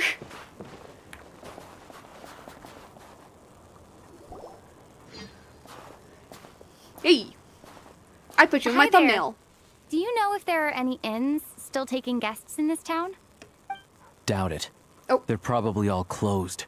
No one has enough Kresnik Crystal to heat their own homes, let alone a business. Okay, are all Snezhnayans like this? are all Snezhnayans like this? It's like, oh, Pep, he was being nice. Look, I'm sensitive, okay? Tone matters to me. Oh, what a bummer. I clocked you a while back. This is... You adventurers or something? We don't get many tourists in inland Snezhnaya these days. I'm not gonna lie, like, his voice is way deeper than I thought it was. I'm gonna be so honest. Like, I don't know what I was expecting for his voice, but it's definitely deeper than I thought. Their legally distinct Red Army is waiting for is waiting for an excuse to invade legally distinct Poland. Why is that? Because of the snowstorm? In part. But the bigger reason's Project Stuzha. Since it's Her Majesty's will, we have to put up with it whether we like it or not. Fair enough. I don't really know what Project Stuzha is. Oh, sorry. I assumed it was common knowledge by now. Basically, the Tsaritsa is planning something big. Something that requires an enormous amount of energy. Sorry, this happens like every time I enter a new region, but like, yo.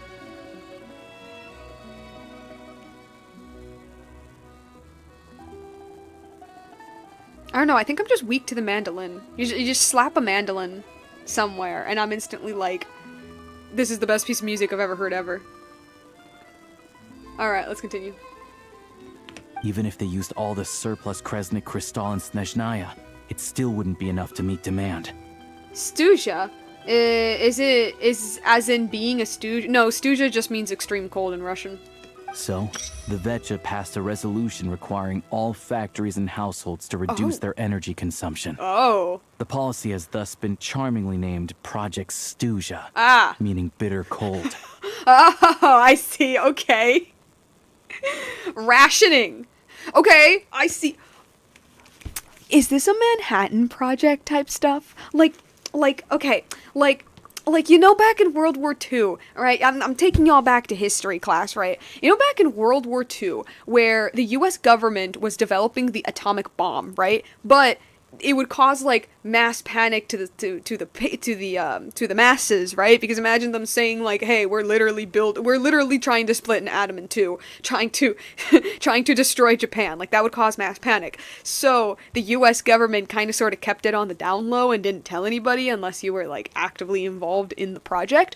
And so I think it was in Arizona is where the Manhattan Project was really fully done, right?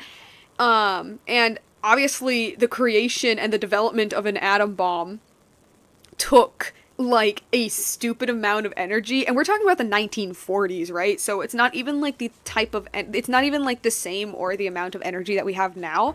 And what ended up happening was throughout, like, the entire development of the atom bomb, all of the surrounding, like, states and cities would just have random blackouts occurring all the time. And apparently it was, like, frequent enough that, like, yeah, people just kind of dealt with it. You gotta remember, again, like, this is the 1940s, right? So, like, technology and energy wasn't used as much as today.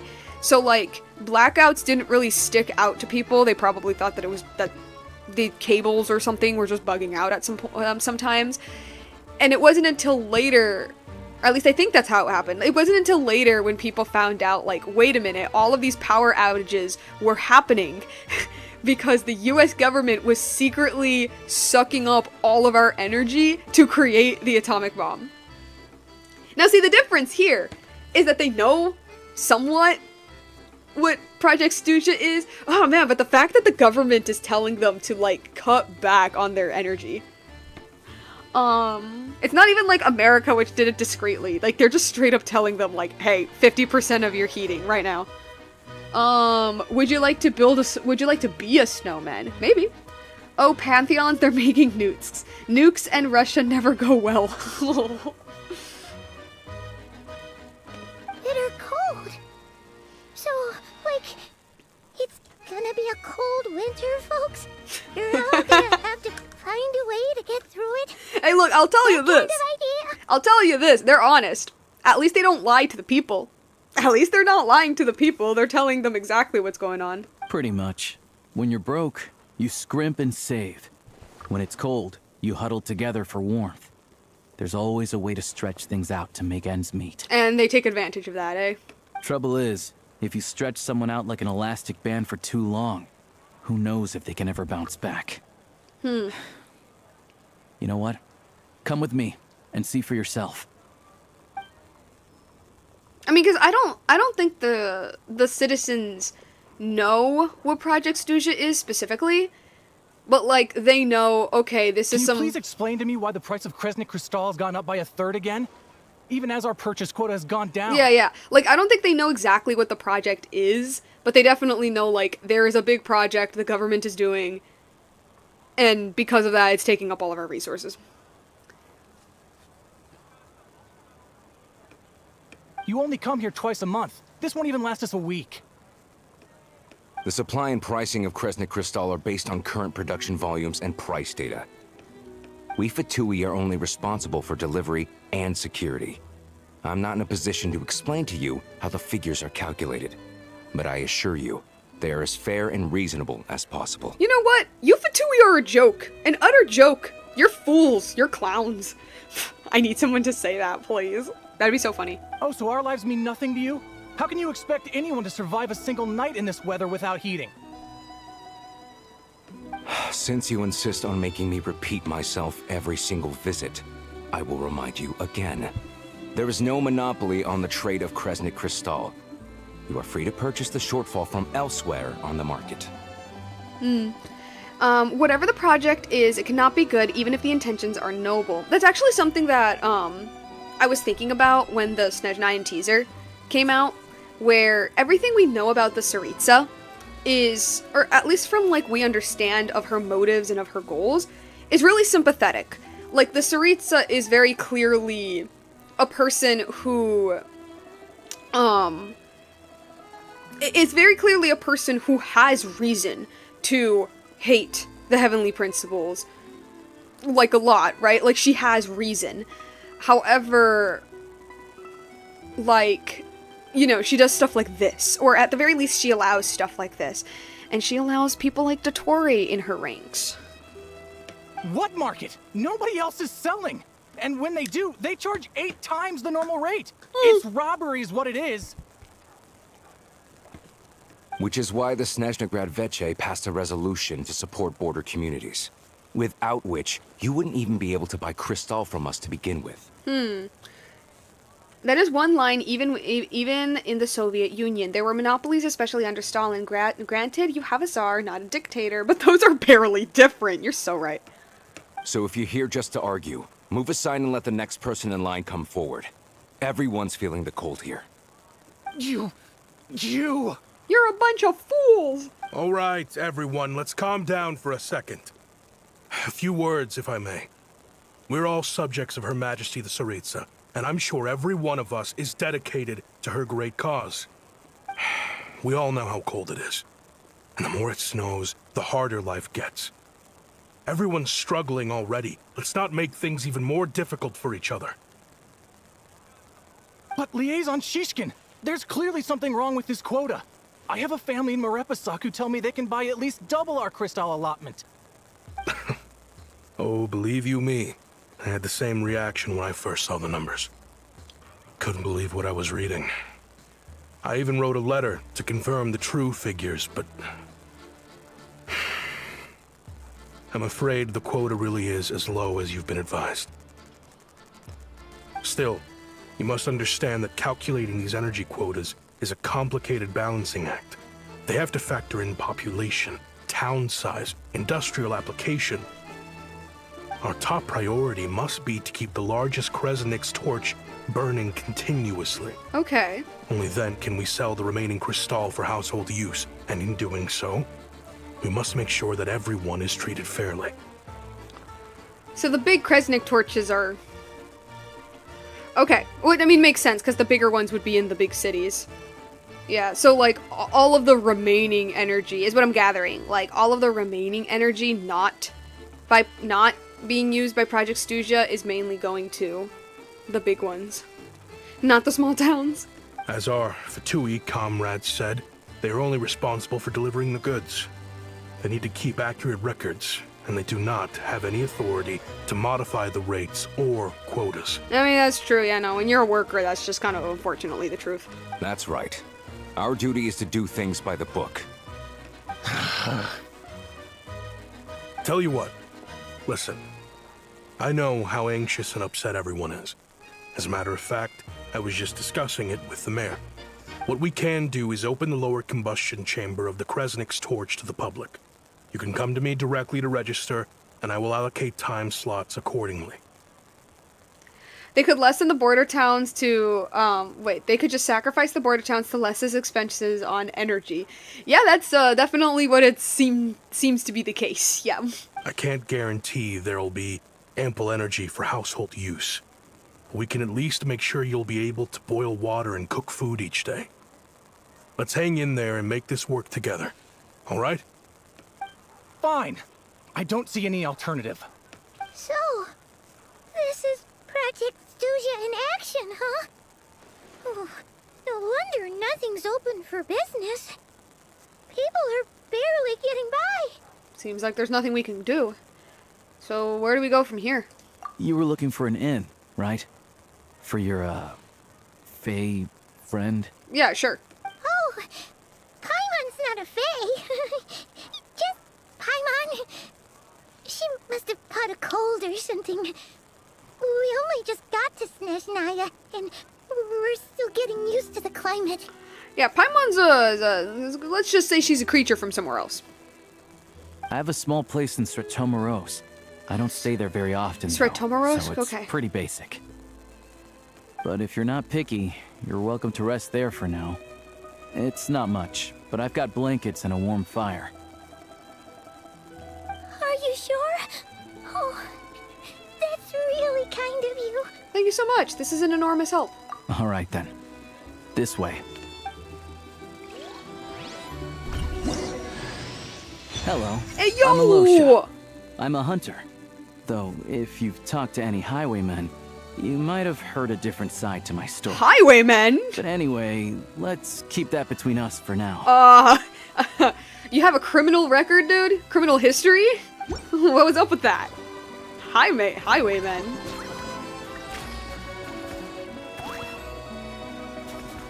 Hey, Mom, shouldn't you be giving your kids hats? I don't know. Looks pretty cold out here. Alright. Let's go to his house. Oh, I thought his house would be here. Okay.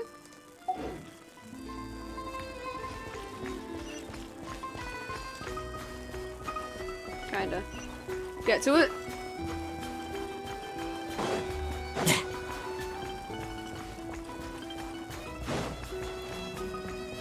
I thought this was Russia, not Britain. What? Oh, is it the Highwayman thing?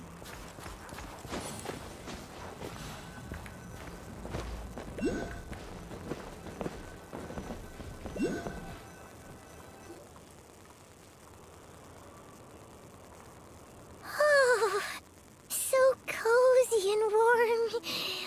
Paimon's getting nice and toasty. Oh, wait.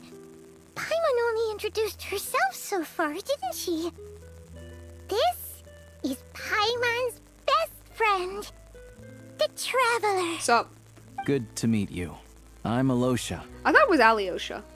Most travelers find the Snezhnayan climate to be a shock to the system at first.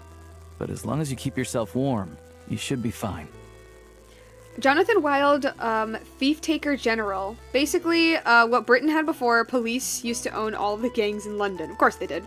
Still, you should keep an eye on your condition. When people are too quick to dismiss a cold, it can easily end up turning into something more serious. Don't say that. Paimon's too young for chronic health issues. How old are you? Is there a doctor in this town? They aren't in town right now, and they won't be back anytime soon. The train station has been closed ever since these power shortages began. Of course. Of course. Okay. So if someone's dying, they're just screwed. I do a lot of hunting, so I spend most of my time exposed to the elements. But even the animals wouldn't survive long in a storm like this, let alone a hunter.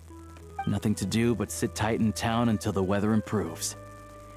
Is there any possibility of getting the train station running again? I get that you're in a hurry, but even if the station were open, that doesn't mean there'd be any trains. We could end up stuck here for a long time, I'm afraid. Actually, I have my own train? What? Your own train? Wait, hold on. That train? The one that suddenly fell out of the sky and crash landed on the ice? Oh, so you know. Oh, we got lucky and found it in a cave. Oh, then our luck ran out and we had a little accident. I'd really like to get to Snezhnograd and find a doctor. Pretty crazy for a random find in the mountains. Well, as long as your train's good to roll, you might get to Snezhnograd after all. I've been doing some digging recently. Turns out, the real reason for the current energy crisis in Stratomaros is that some of the supply is being seized for a private stockpile. Huh. But to expose what's going on, I need to catch them in the act. So, I'm heading off to catch a rabbit. Huh? Wait, a rabbit stole the crystal? No, Paimon, a criminal organization. It's a figure of speech. Real rabbits couldn't pull this off. They'd prefer carrots to Kresnik Crystal anyway. Do you have a suspect in mind? Shishkin. Mr. Positive Attitude, let's all get along now, shall we? Oh. Him? Really? Paimon never would have guessed. I'll come with you. Let's go. Huh? You're coming with? Look, man, I've done this like 6 times over. I know the general gist. You got a job? I'll take it. Solving the energy crisis, we'll get the train station running again. Then we can go to Snezhnograd. His hair is so flowy, yes. Oh, okay then. Just give Paimon a second to get ready. You stay here and rest, Paimon. We don't want your condition getting any worse. Alright. Guess there's no point pushing myself. Paimon will stay here and hold the fort then. Be careful, you two. Oh yeah, there's one more introduction to do. Tagarin! Oh! Get in here. Doggo! Oh, a doggy. Cute. Oh, angry doggy. Oh, Tagarin doesn't like being petted then. He likes to think he's above that kind of thing. Haha. He's my hunting partner, so he'll be joining us when we head out. Yeah, there's some animals that just don't like being touched. Carrots aside, we'll need to stay completely undetected. We can't risk spooking our rabbit, but there's no telling which burrow he'll scurry back into. First, we need to find a way into the train station and see if we can find any real freight data. Shishkin's figures can't be trusted. Then, we get to Garin to catch a scent and find out which way the crystal went. What are you eating? Oh, check it out. When you're all out of carrots, try jerky. Good doggy. Good doggy. A fellow dog lover, huh? Yup. And rabbit lover. Carrots are great too, you know. Good to know. Eat up, Tagarin. We got a lot of work to do.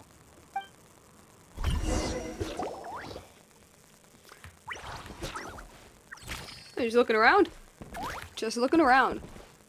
Let's see. Rope, tools, barrel, whatever that is. Hey, oh, they're mittens. Okay, I thought it was bread. I was gonna be like, hey, maybe you shouldn't put bread just like there on the table.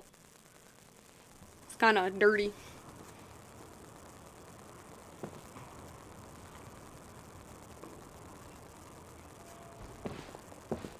Strange branches right up here. Oh, we're just walking on the pipes. Okay. All right.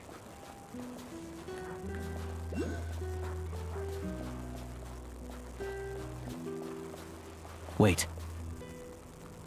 Some fatui.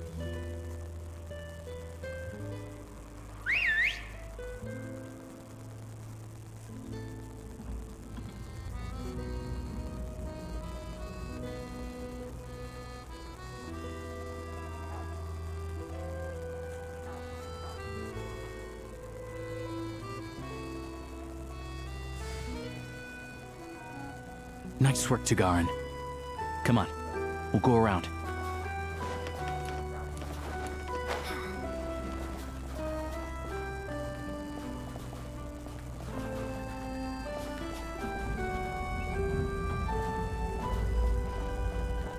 Oh.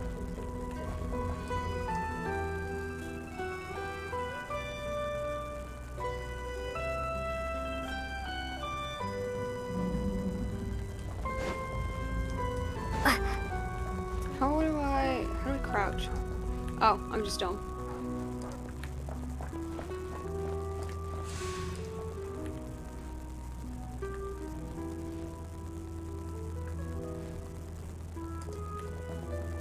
Hey.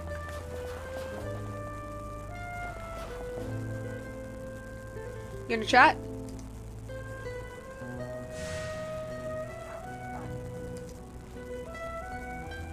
Still moving? Don't push me.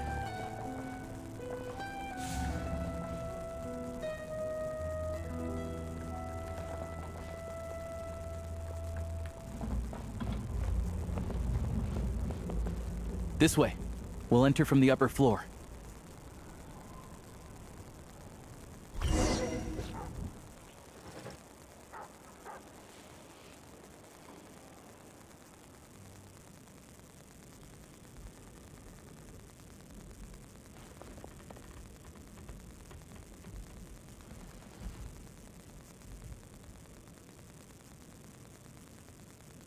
There we go.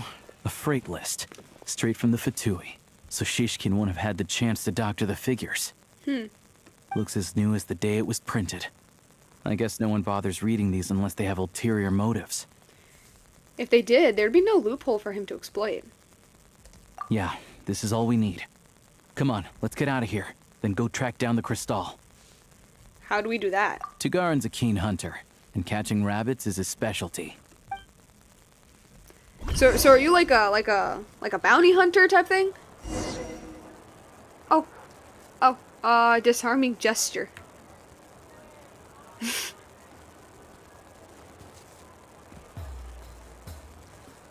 Amazing.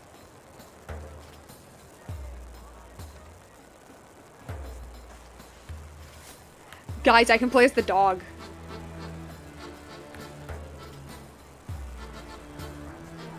Search for clues. Let's see. Okay. What's over here? Or a Robin Hood figure. Anything here? It's Trill. Or he could be that as well. Oh, I can't run? I can't run as the dog.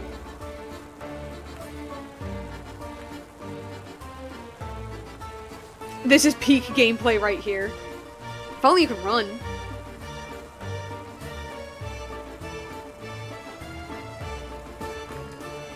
What's here?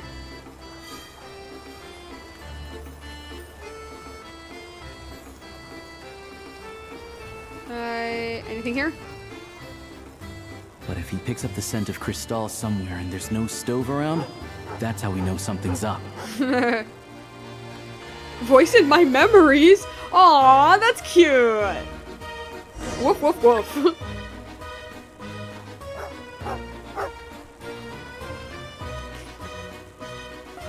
The man that feeds me told me funny thing. This is the thing that he talk about. Sure enough, there's a tunnel. You stay here and keep watch. I'm gonna take a look inside. With the investigation complete, you and I think I'm just gonna keep calling him Alyosha. Secretly notify the Fatui and recover some of the missing crystal.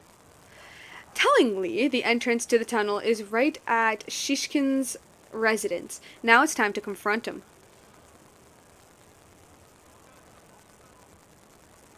Thanks for looking out for us.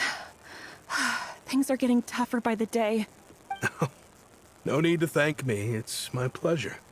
Sure as Her Majesty the Tsaritsa watching over us, every sacrifice will be worthwhile. Let's grit our teeth until the blizzard passes. These days of hardship will be over soon. Maybe for everyone else, Liaison Shishkin. But for you, the hard times have only just begun.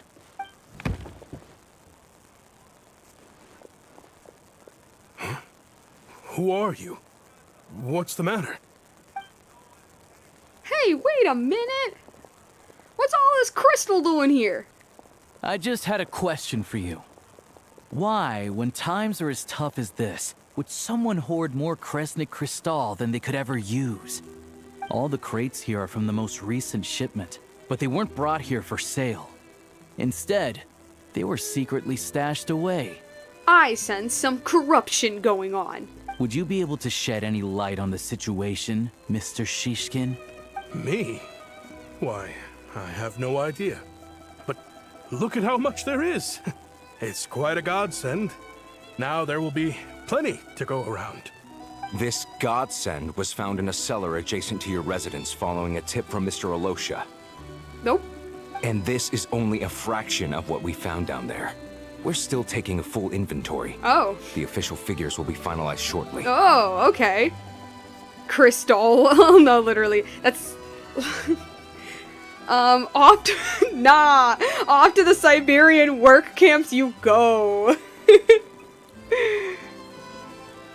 I've always been grateful for your efforts to mediate between us and the townspeople of Sretomaros. But now, Mr. Shishkin, it appears you were the source of the conflict all along. I knew I was doing my job correctly. I knew my bosses were hating on me for no reason. I told y'all that I was doing my job correctly, and it was his fault. How could you do this to us? We trusted you to have our backs. You've been lying to us this whole time? No. Hey, The jig is up. Time to come clean. What drugs are you secretly selling? I owe you all an apology.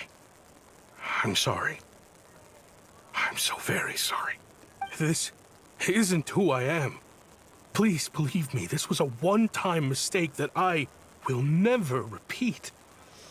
Maybe a few days in jail might We all help know you. how difficult life has been since Project Stuja came into force. Energy is an increasingly scarce resource. People everywhere are getting desperate. But some places have been hit harder than others. Then why'd you hoard all of it then? They're doing meth in the they're hiding meth in the crystal. I grew up in Alatir, a small village with no train station. Deliveries of Kresnik Crystal have ceased there entirely. If nothing is done, they're all going to freeze to death. Is he telling the truth? You know as well as I do how downright impossible it is to buy Crystal these days. The thought of my poor mother and father, with no one to help them. Oh, I felt so afraid. This all depends if he's telling the truth. I watched as energy grew scarcer by the week, all the while knowing that their lives were at risk. Then one day, I looked at the Crystal shipment in front of me, and a terrible, selfish thought entered my mind.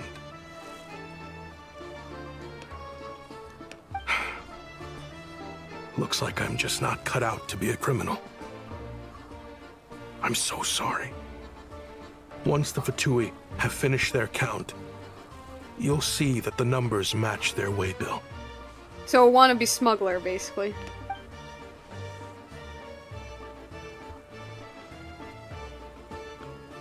I have the official Snezhnayan quotas here. Anyone who has already purchased energy, please make your way over here to correct your transactions.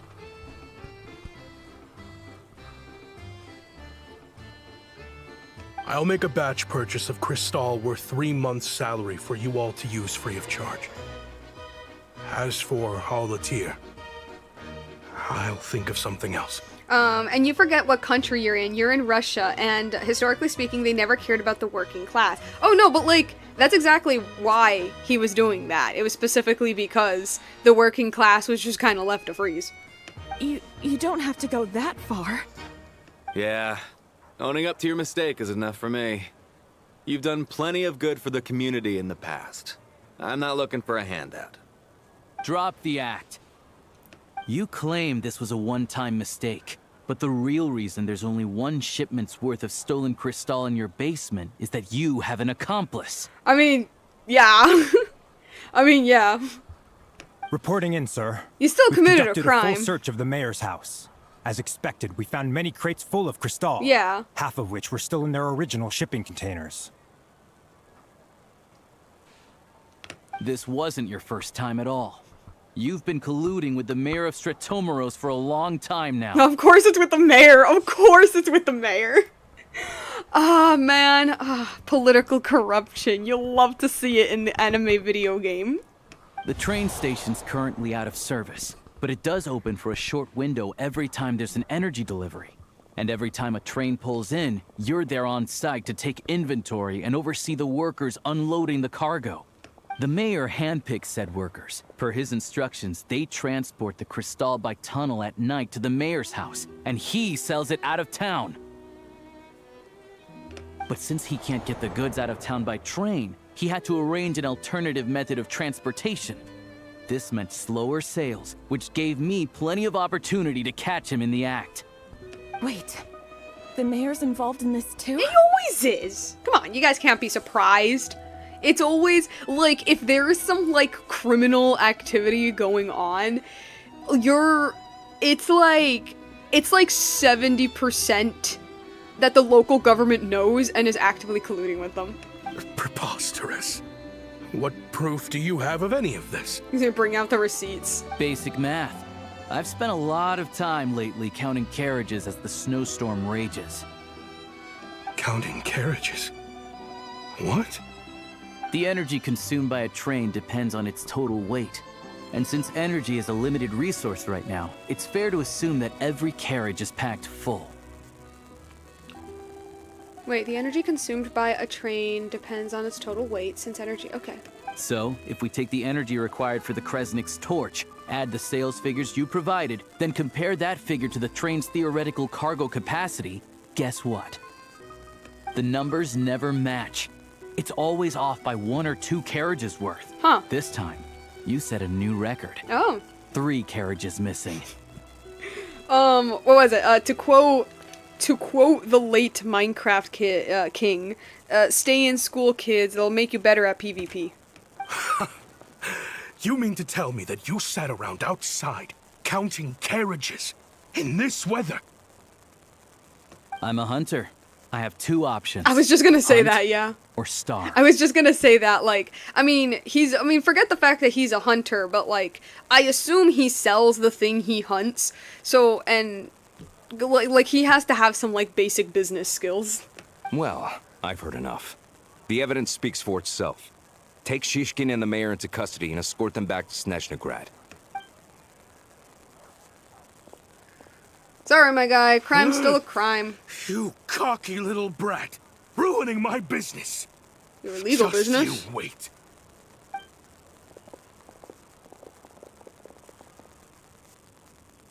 Who else has the power to command criminals? Exactly. So you've been investigating this for a while, huh? Yeah, something felt off. So I just followed my gut. Math isn't my strong suit, though. I'm lucky my dad made me learn enough to get by, but all this number crunching was a million times harder than the aim and fire work I'm used to. So, what, did you ever make it to high school? Do you have high school? I'd like to know what's the education system of each of the nations, you know? I mean, Sumeru's obvious. Sumeru has the academia. Thank you for your assistance. You're a brave lad. Shishkin was quite the cunning criminal, as I'm sure you can tell. He did all of this right under our noses, and we never suspected a thing. A wolf in sheep's clothing. He had everyone fooled. Even with that sob story he fed us. He was probably trying to keep the mayor out of it, not just mask his own motives. Without the compelling case he put together, even I might have fallen for it. Alosha, was it? Tell me, are you really a hunter? Yep. We can go find some wild animals if you want. I'll fire off a couple of shots, and you'll see whether I'm the real deal.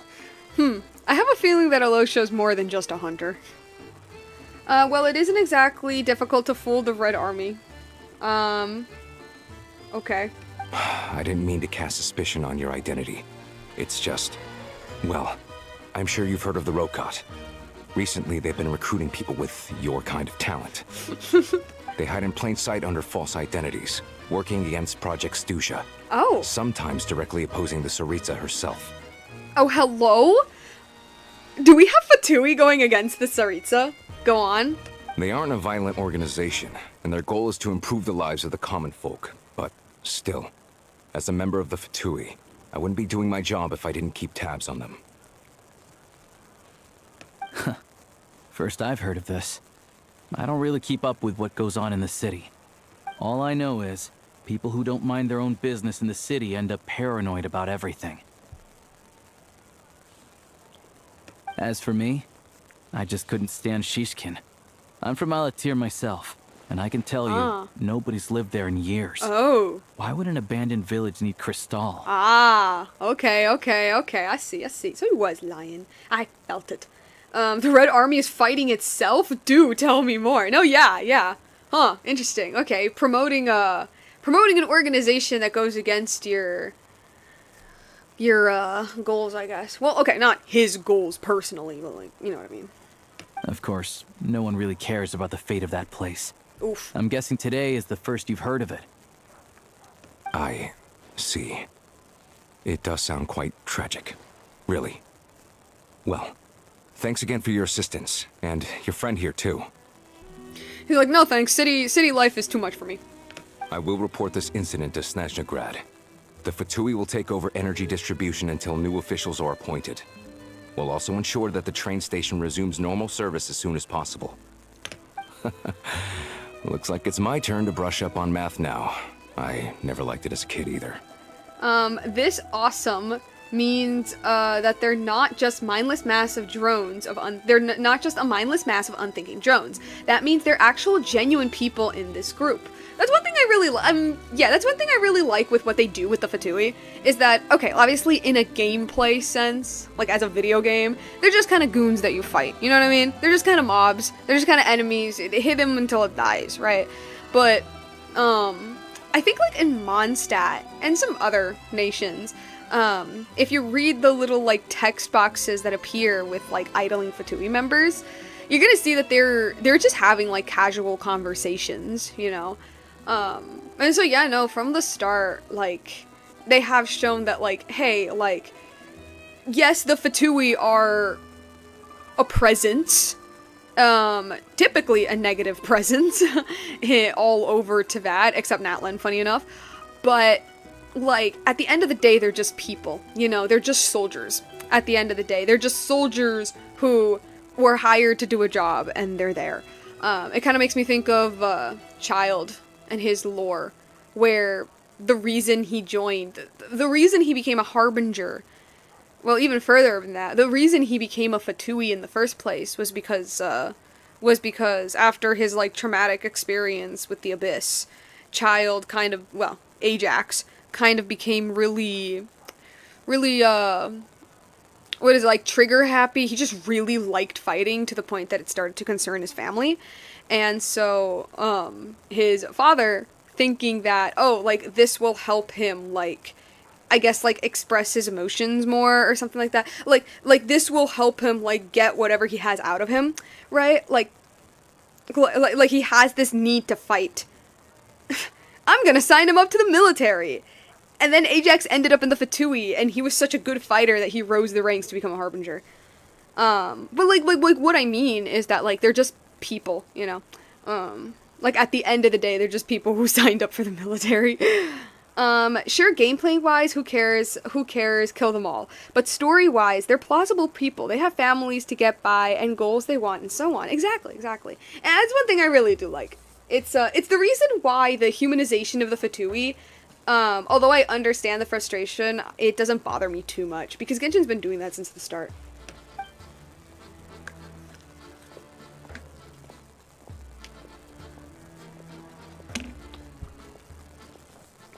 Thanks for me too, Alyosha. Don't mention it. Isn't the soldier overseeing the delivery supposed to verify the quantity of the goods? Was he just careless? Or was he being paid off too? Who knows? Excuse me. I'll take a share of Kresnik Crystal too. Thanks. I need to take a detour before we head back. And what are you gonna do? There's someone I have to deliver this crystal to. What, your mom? That was meant to be a joke, but what if it is? Yeah, he doesn't seem to trust people very well. Which, I mean, makes sense considering, like, what just happened. He's definitely a, like, I'm just a guy doing things for, like, me and maybe my family or whoever we're meeting. Like I don't want to, like, concern myself with other things, kind of thing. I just want to live peacefully, man. I just want to live peacefully. I just want to go out, hunt some rabbits, feed my dog, eat some food. I don't want to get involved with this destiny stuff. Hang tight for a moment. This old lady, she doesn't really know who's who anymore. Is your grandma? Babushka?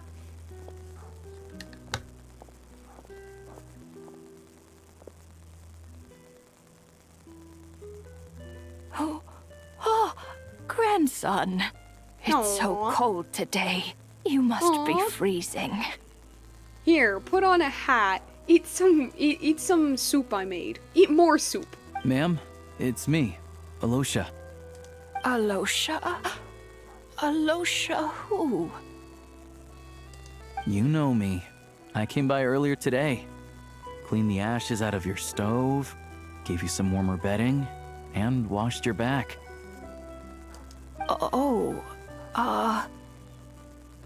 I'm sorry, I don't remember. Now, how often do I get to see my grandson? Hmm?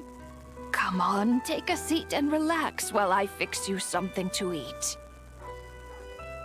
The difference in their models is so funny, indeed. It's okay. You just rest. I'm fine. Oh, you. It's nice to come and visit your old granny once in a while, isn't it? Sretomaros, a good town. All sorts of things to do and people to meet.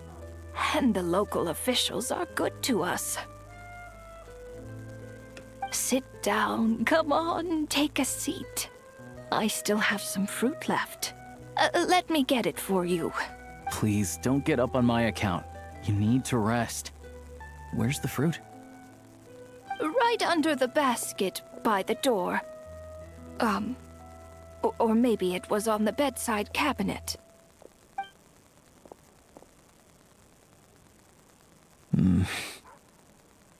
Well, grandson dear, do you like 2D it? textures.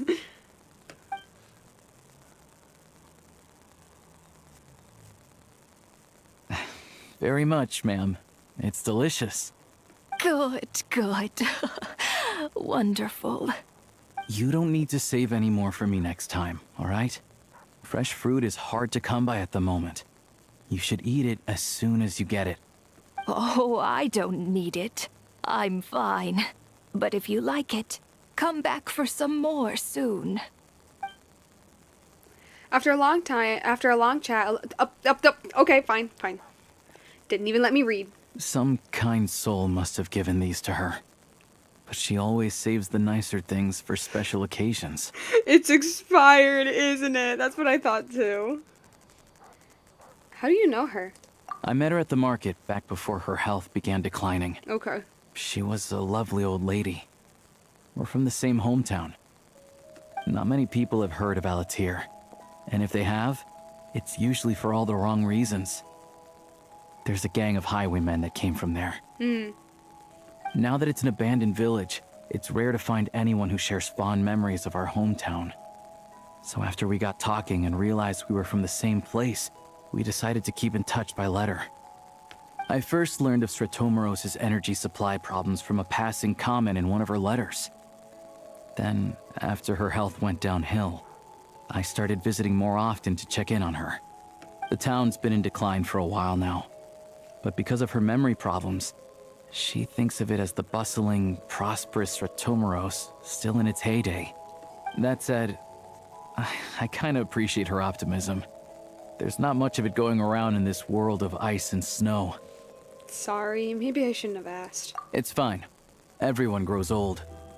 In Snezhnaya, some people believe that in your final moments, you'll sense a familiar presence by your side. You turn to look at them, but their face is blurry. So you focus hard, trying to make out who it is. And when you finally see their face, the Grim Reaper reaches out and takes your life. Oh, okay. Yeah, sounds about right. She still calls me grandson, though. So at least I'm not a blurry face in her world just yet. Come on, let's get back and see how Paimon's doing. Oh, okay. Well, that just made me sad. Okay, so I think we're gonna meet up with Paimon and then cut the stream, I think.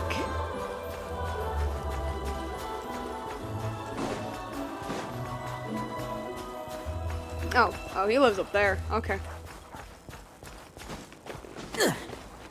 Here. Oh, So I just climb over this roof?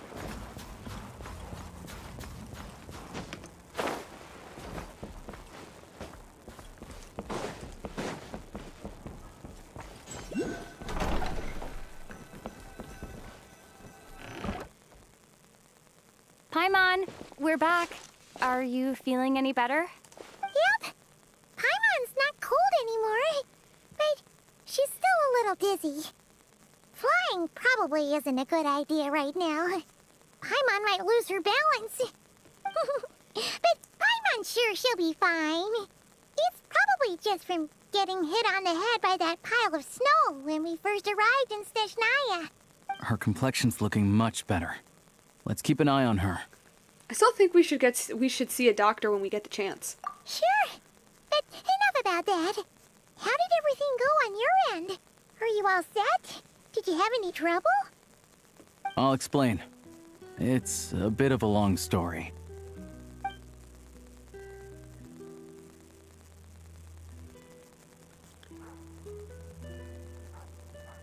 Jeez. You guys got pretty busy. Sounds like the liaison officer and the mayor were running quite an operation. Good riddance to both of them. It's a good thing you managed to catch them. So, you said the train station will open again soon, right?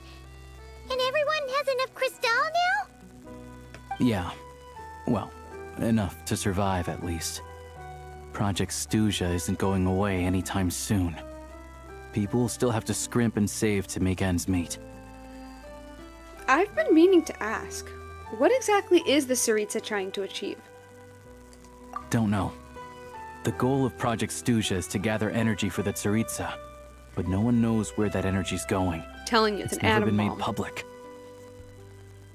The thing is, we were told that the project would only last for 6 months, but time and time again, they keep extending it. Yeah, that sounds about right. Extending it? Does that mean the Tsaritsa's plan isn't going very smoothly? That's what everyone suspects. In principle, any proposed extension needs to pass by majority vote in the Snezhnaya Veche. But even though opposition has been growing, any detractors end up caving in to political pressure from the rooster, Pulcinella. I wonder why. He's the chair of the Snezhnaya Veche and a key figure in the voting process. He has the backing of many powerful and influential people. Yeah, that sounds par for the course for the Fatui. How come the Fatui are picking on ordinary people even here in Snezhnaya?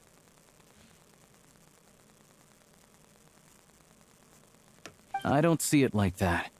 Fundamentally, the Fatui will always think and act in the Tsaritsa's interests. But that doesn't mean they don't care about the plight of the common folk. The only reason Sir Tomoro still receives crystal shipments is because of a relief proposal put forward by the Rooster himself.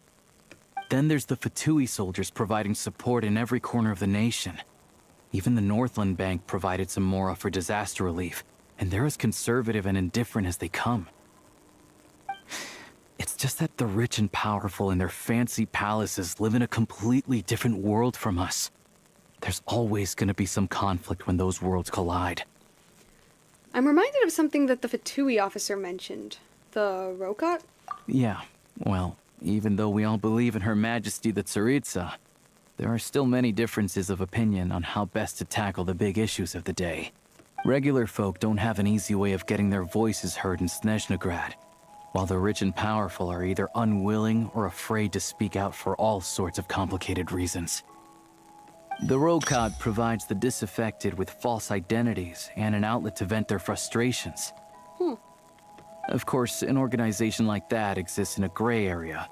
The moment the Veche think they've crossed a line, there's sure to be a crackdown. But so far, they've been doing their best to help the common folk. They sound a lot like you. Like us, don't you mean? You didn't hesitate to join in. You're not new to this. I can tell. That's because we're adventurers. It's our job to help people out with commissions and get to the bottom of things. It's less about the money, more about the adventure itself. Sounds like we're going to get along. So, what's your business in Snezhnaya? Aside from taking your friend to see a doctor, of course. I want to meet the Tsaritsa. It's complicated. I've had run-ins with many of the Harbingers along the way, and I really need to know what the Tsaritsa is up to. Her ultimate goal, what the Gnosis mean in all of this. Since I've made it this far in my journey, I have to find the truth. Whatever it takes. Wait, so... No way. Are you who I think you are? Sounds like you've heard of us then. We're getting more famous by the day. Of course. I know it won't be easy, so I'm not planning to get there by force. I didn't realize I was in the company of giants. Honestly, we're all as curious as you are about what the Tsaritsa's planning, and why it has to involve us freezing to death in the snow. But getting in the same room as her won't be easy. The common folk aren't permitted to meet her at the best of times. And right now, she's probably not even in Snezhnaya. Word is, she's heading east on a campaign to slay a monster. The one that's been summoning the blizzards? Yeah. So you've heard of it.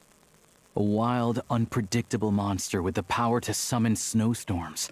It also absorbs everything around it into its body, so it's growing constantly. Now, it's so big that the Tsaritsa has deemed it the #1 threat. Luckily, as it grew, it became increasingly less mobile, so it doesn't pose an immediate threat to this town or to Snezhnaya. I'm sure the Tsaritsa and her personal guard, the Druzhna, won't have any trouble defeating the creature between them. It's just a question of how long it'll take. Suffice to say, you won't be seeing her anytime soon. You'll have to wait until she gets back.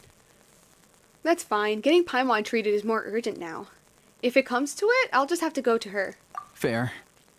Well, the Fatui will be taking over management of the train station for the time being. Things should be up and running by tomorrow. Once it's open, we can see about getting your train towed to the station. Whoa!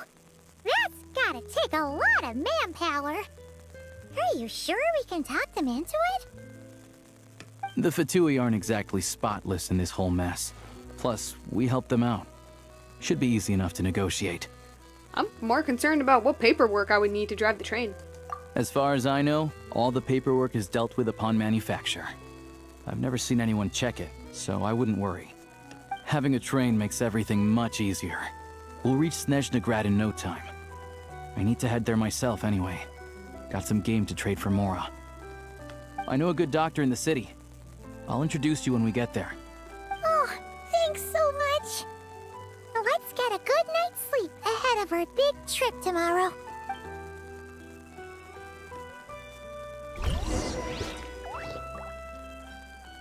Alrighty. And I think around here is when we're going to end the stream. Or at least like we're gonna end for tonight. Alrighty.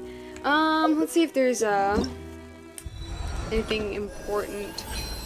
Select the Stella Fortuna. I still don't know what this is. It's been here for a while and I still have no idea. Yep, I already have her. All geared up. Already invited. Indeed. Okay. Actually, let me take a look at this kid. Actually, it's in the other thing. It's here. Let me take a look at this guy. Well, let's see. It's gonna be down here somewhere. There he is. Also Electro. Let the hunt begin. Let's see. What's your weapon? Okay, spear. Oh! That's funny. Wouldn't it make more sense if it's a bow though? Like a hunter's bow? Wouldn't that make more sense? And then his Gotcha. Oh. Whoa, wait, I couldn't see it! I couldn't even see it! What's this 11-second cooldown? What? Can I see that again, please?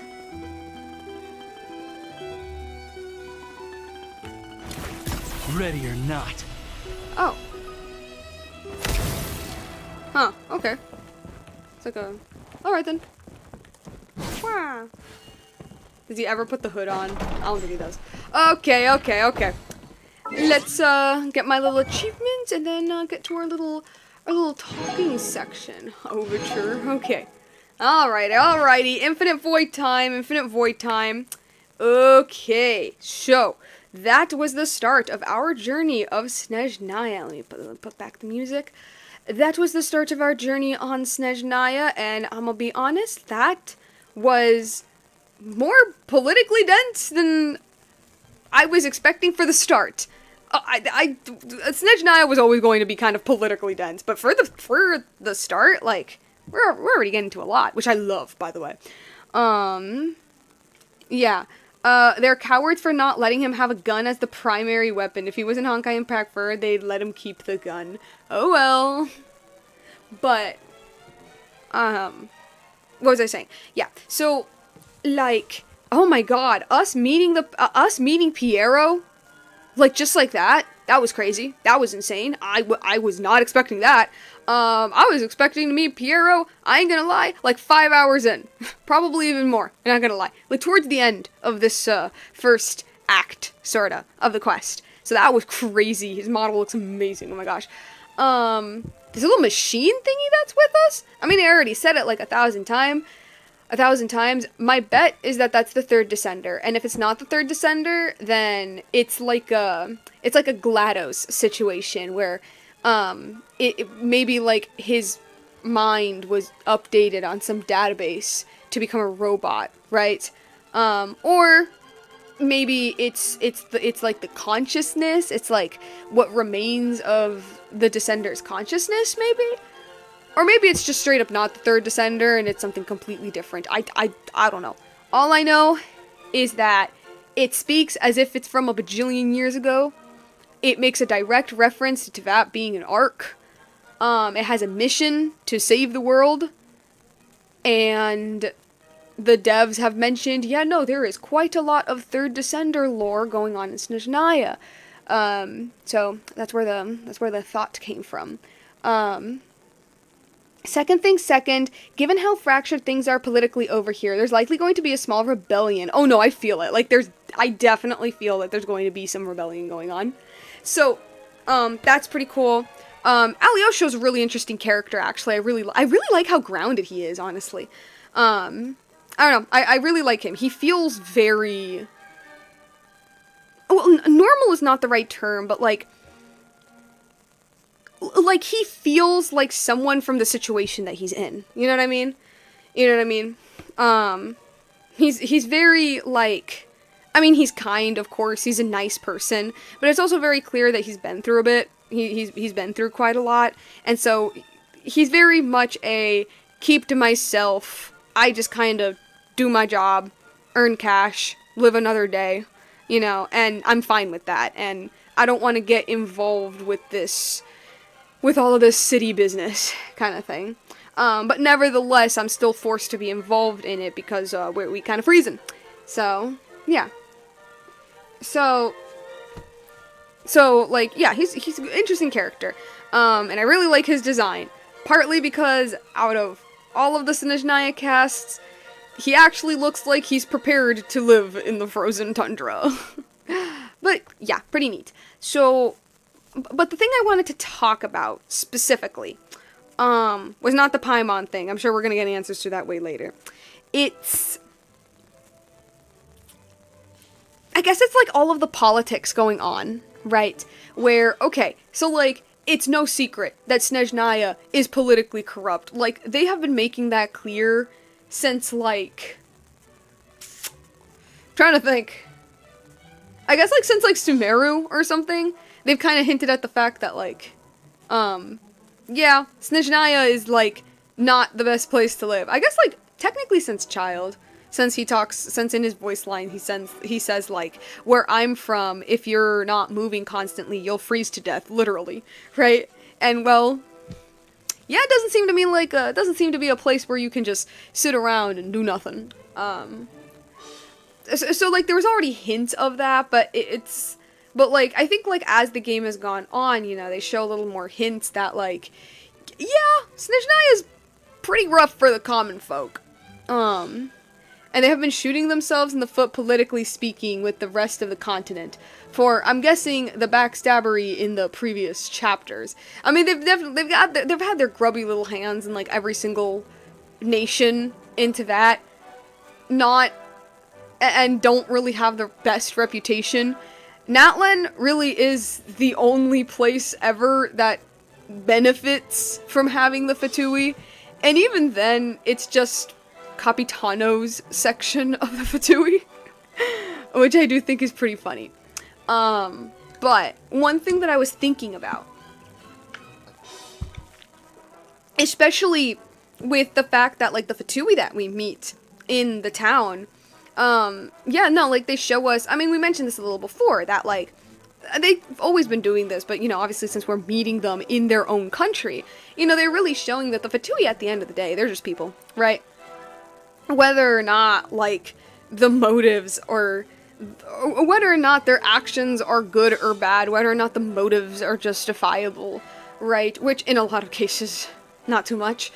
But nevertheless, like, the common Fatui soldier is just kind of, it's just a person, you know, who signed up for the Fatui, and they're being roped into all this, right? And with that guy, they show, like, yeah, like, some Fatui don't even, like, fully agree with what the Fatui is doing, and they're probably just there because, like, you know, it pays well, you know, the great dilemma. But one thing that I constantly kept thinking about, and it was something that I thought about since the teaser, since the Snezhnaya teaser dropped, it's the fact that, okay, because I've mentioned this so many times in so many of my streams, and it's the idea that, and when I say the fandom, I'm kind of just meaning like the, like a certain section of the fandom, obviously not the whole thing, right?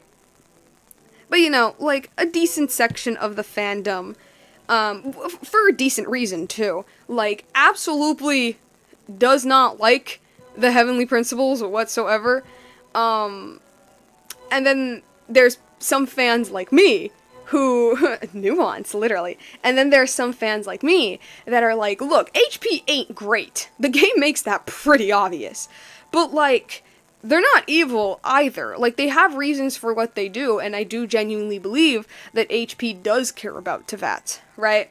And a big reason for that, I mean, I've already explained a lot of my reasons as to why, but another reason for that as well is, like, I have this theory that Inazuma, but more specifically the Archon of Inazuma is supposed to represent the Heavenly Principles, or at least Celestia, at the very least Celestia. It was a theory that I've been having for a couple years now, because, like, a big part of A's story is the fact that the cataclysm and the loss of her sister, like, scared her so much that she basically went, okay, no more Mr. Nice Guy, I am going to rule this country with an iron fist, because I am terrified of a disaster like that happening again, right? And, like,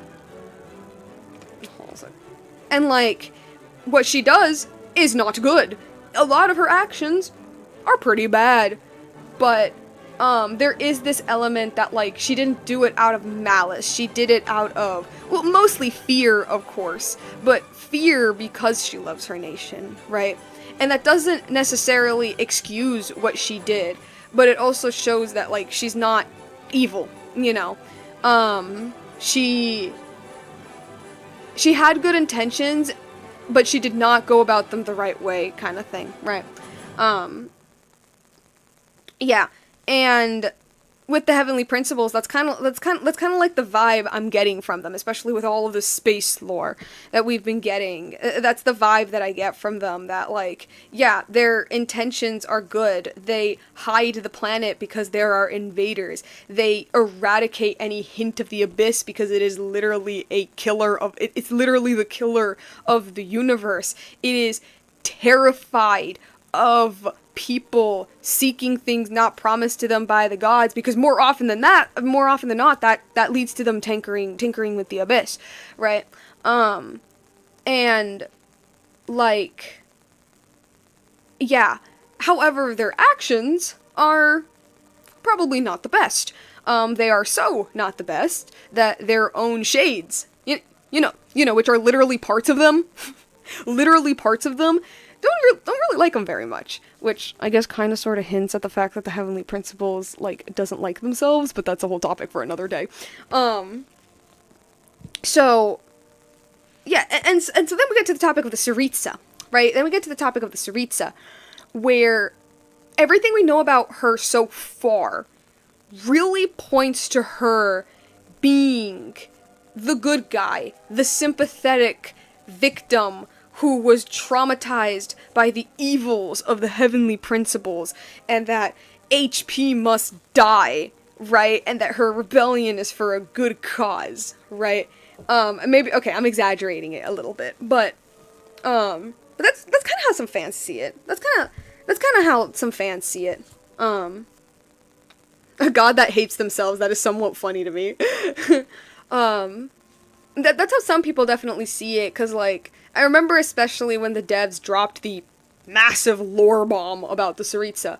You know, there were a lot of people, or not even that, I think before that, a lot of people were like, oh my god, the Tsaritsa was right all along, Phanes must die, blah blah blah blah blah, like, oh, she has every single reason to hate the Heavenly Principles, right? And, you know, a lot of it might just be reactionary posts just to get, like, the likes, right? But of course, there's some interesting stuff going on in the story here. Does Anastasia have every right to hate the Heavenly Principles? Yes. Yes, 1000%. I'm not, in the event that y'all don't know what that not spoiler, but like, in the event that y'all not know what that lore drop was, I'm not gonna say it, but it really recontextualizes everything the Tsaritsa is doing. So, yes, she does have a right to hate the Heavenly Principles, and she has a reason to go against them and to make her rebellion. She does have the right to feel that way. However, this is the same woman who runs the Fatui. This is the same woman who sent her soldiers to basically fuck with every other nation in the world. Right? And with the exception of Natlan, what have they been doing? Conspiracy. I can't, like, my brain is absolutely dead. And basically every nation in the world, the Fatui has been a massive problem. And especially with Sumeru and Inazuma, they're, like, actively engaging with conspiracy.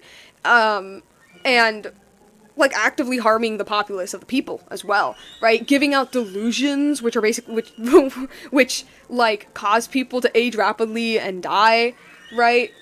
Like, and she doesn't put a stop to that. She lets them do that, right?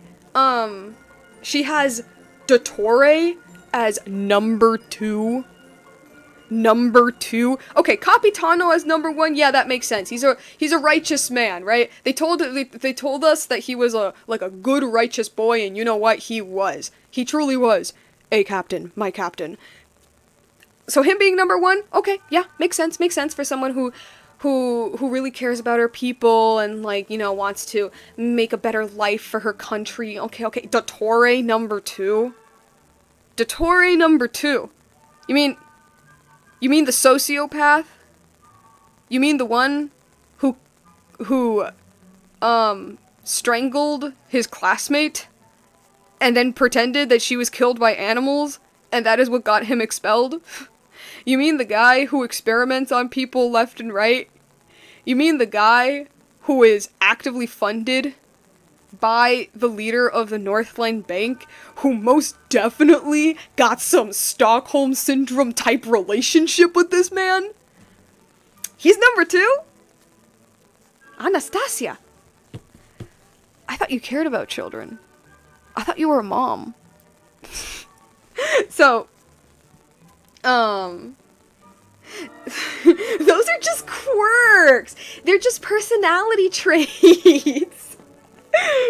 So, like, those are just quirks. What was it? It's that, he was the best guy around. What about the people he murdered? What murder? So, essentially, oh man. Obviously, the story already, like, we haven't even met her yet. And the story is already, like, making us sympathetic towards her and her cause. And, like, obviously, when we learn about her backstory, it's going to be sympathetic. The fact that the other Archons secretly agree with her, I mean, they're not actively waging war against the heavens like she is, but they do agree with her, right? Although they're not an active participant. Like, obviously the story is going to make us feel bad, and it's going to make us agree with her on some part. But right here, we made it to a town. We're talking about Project Studia, which is her thing. This is her project that she's doing. And look what it's doing to the people. The same people that she is trying to save. No, killing your classmates isn't a fun trait. It's a psychopathic tendency. So, and this is something that, like, I think I said on my Instagram stories when the trailer came out, where, I mean, I don't know if that's controversial. I don't know if it's controversial. I don't know. I'm scared of this fandom. This fandom absolutely terrifies me.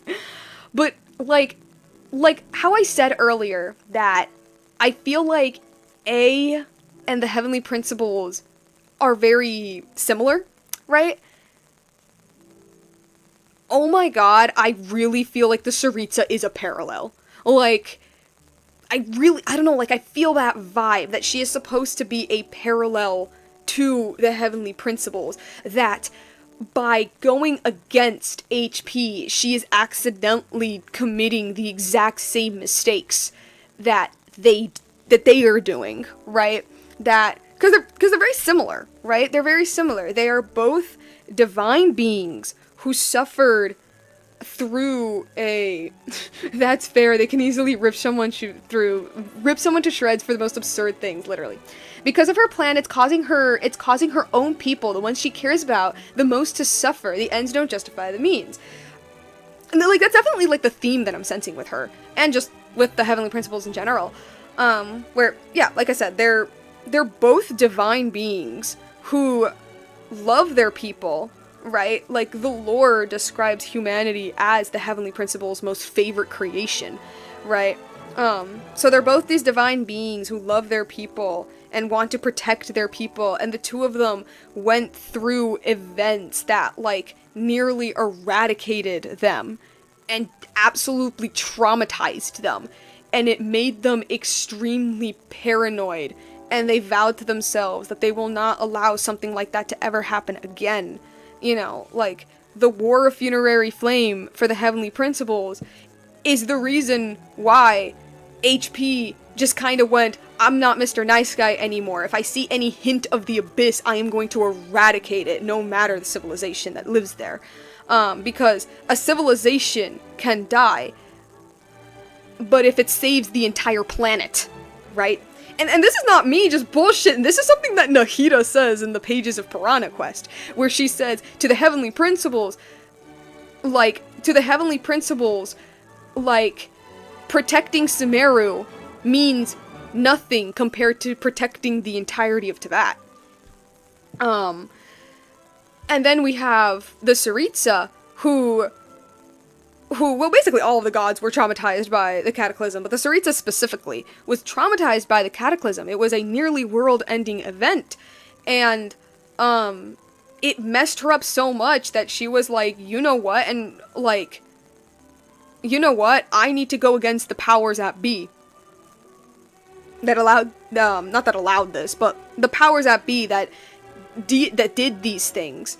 And it wasn't the Conrians who were fiddling with the Abyss, interestingly enough. I'm gonna fight the Heavenly Principles instead, who was not fiddling with the Abyss. If anything, they avoided. But I hope you guys understand what I'm trying to say.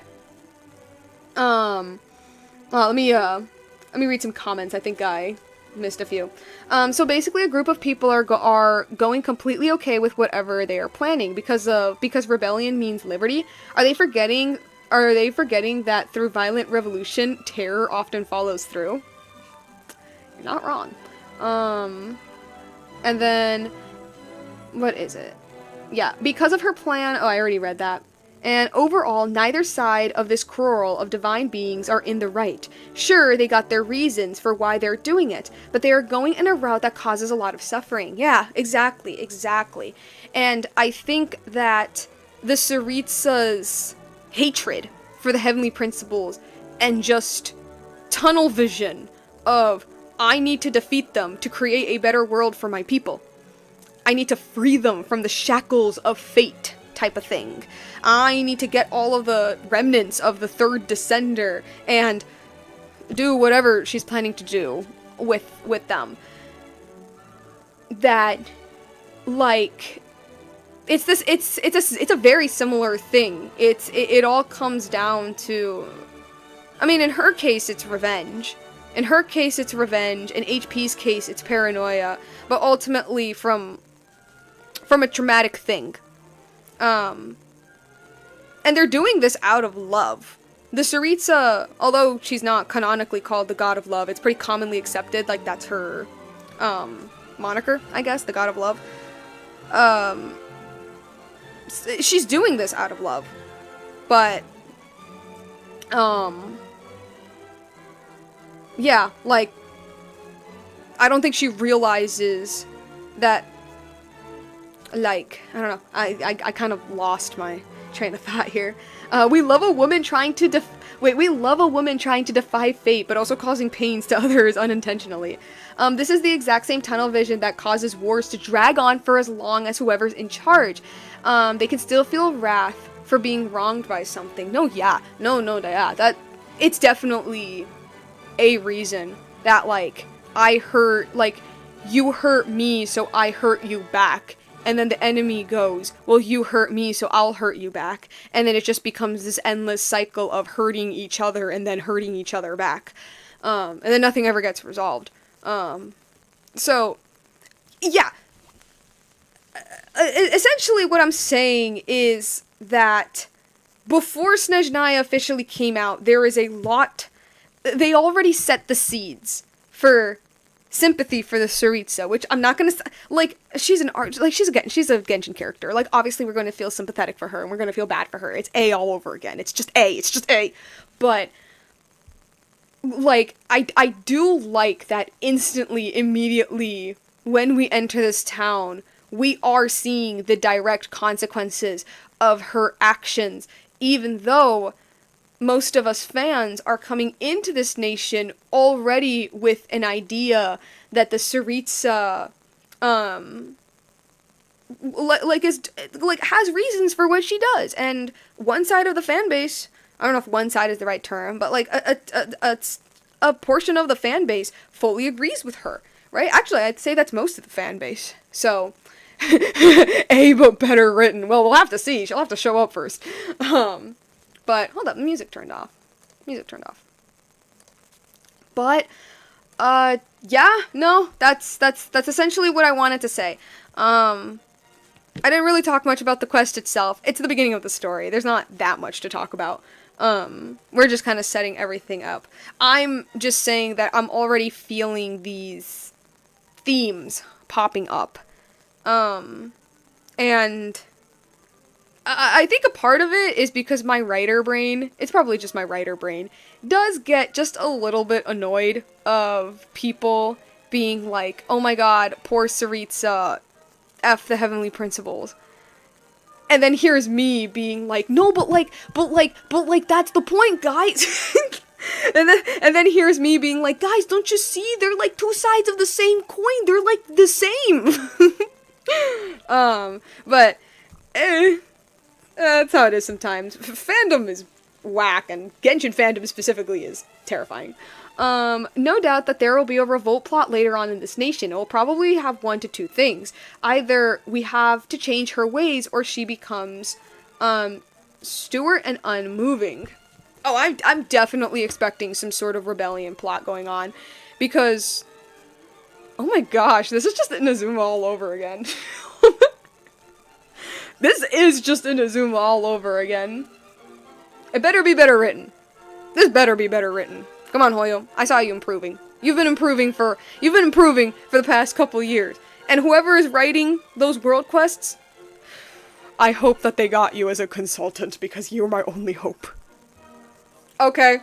That's basically it. My throat is dry. It's getting pretty late. So, next stream. So there's a reason why I started this stream on Thursday. A bit of a random day. Yo, Pep, why don't you normally do these streams on a Friday? Says absolutely no one, because I tend to stream just whenever. So my plan is that I stream today, and that I stream tomorrow. Because I actually went into this stream knowing that we were going to spend a good chunk of time in this town with Alosha. I already kind of knew that, because my brother played it before me. And we're not getting to, like, the plot, the like, actual plot yet. So I was thinking, you know what, might as well get started a little early, so that, I guess we could, yeah, like, I don't know, we can get to Snezhnograd, I don't know. So yeah, that is the plan, stream tomorrow, so we can continue the story. Of course, this is always a... whenever I say this, obviously, it's just kind of like, this is what I plan to do, but of course things can sometimes change, sometimes things come up, sometimes they can't, but as of right now, I think I can stream tomorrow. So, yeah, I guess we'll just see, and if not, as always, just whenever I'm available, because that's how we roll with the Peppermint live streams. Alright, if there is a revolt, I want to see those rockets and bullets fly. They have guns. They can do the entire light show. Yeah. But, yeah, no, okay, that's pretty much it. I know I've said that like 1,000 times. I always sound like a broken record at the end of these. This has been a pretty fun stream. I hope you guys enjoyed it as well. And if not tomorrow, then whenever I'm available. But besides that, see you guys next time. Bye!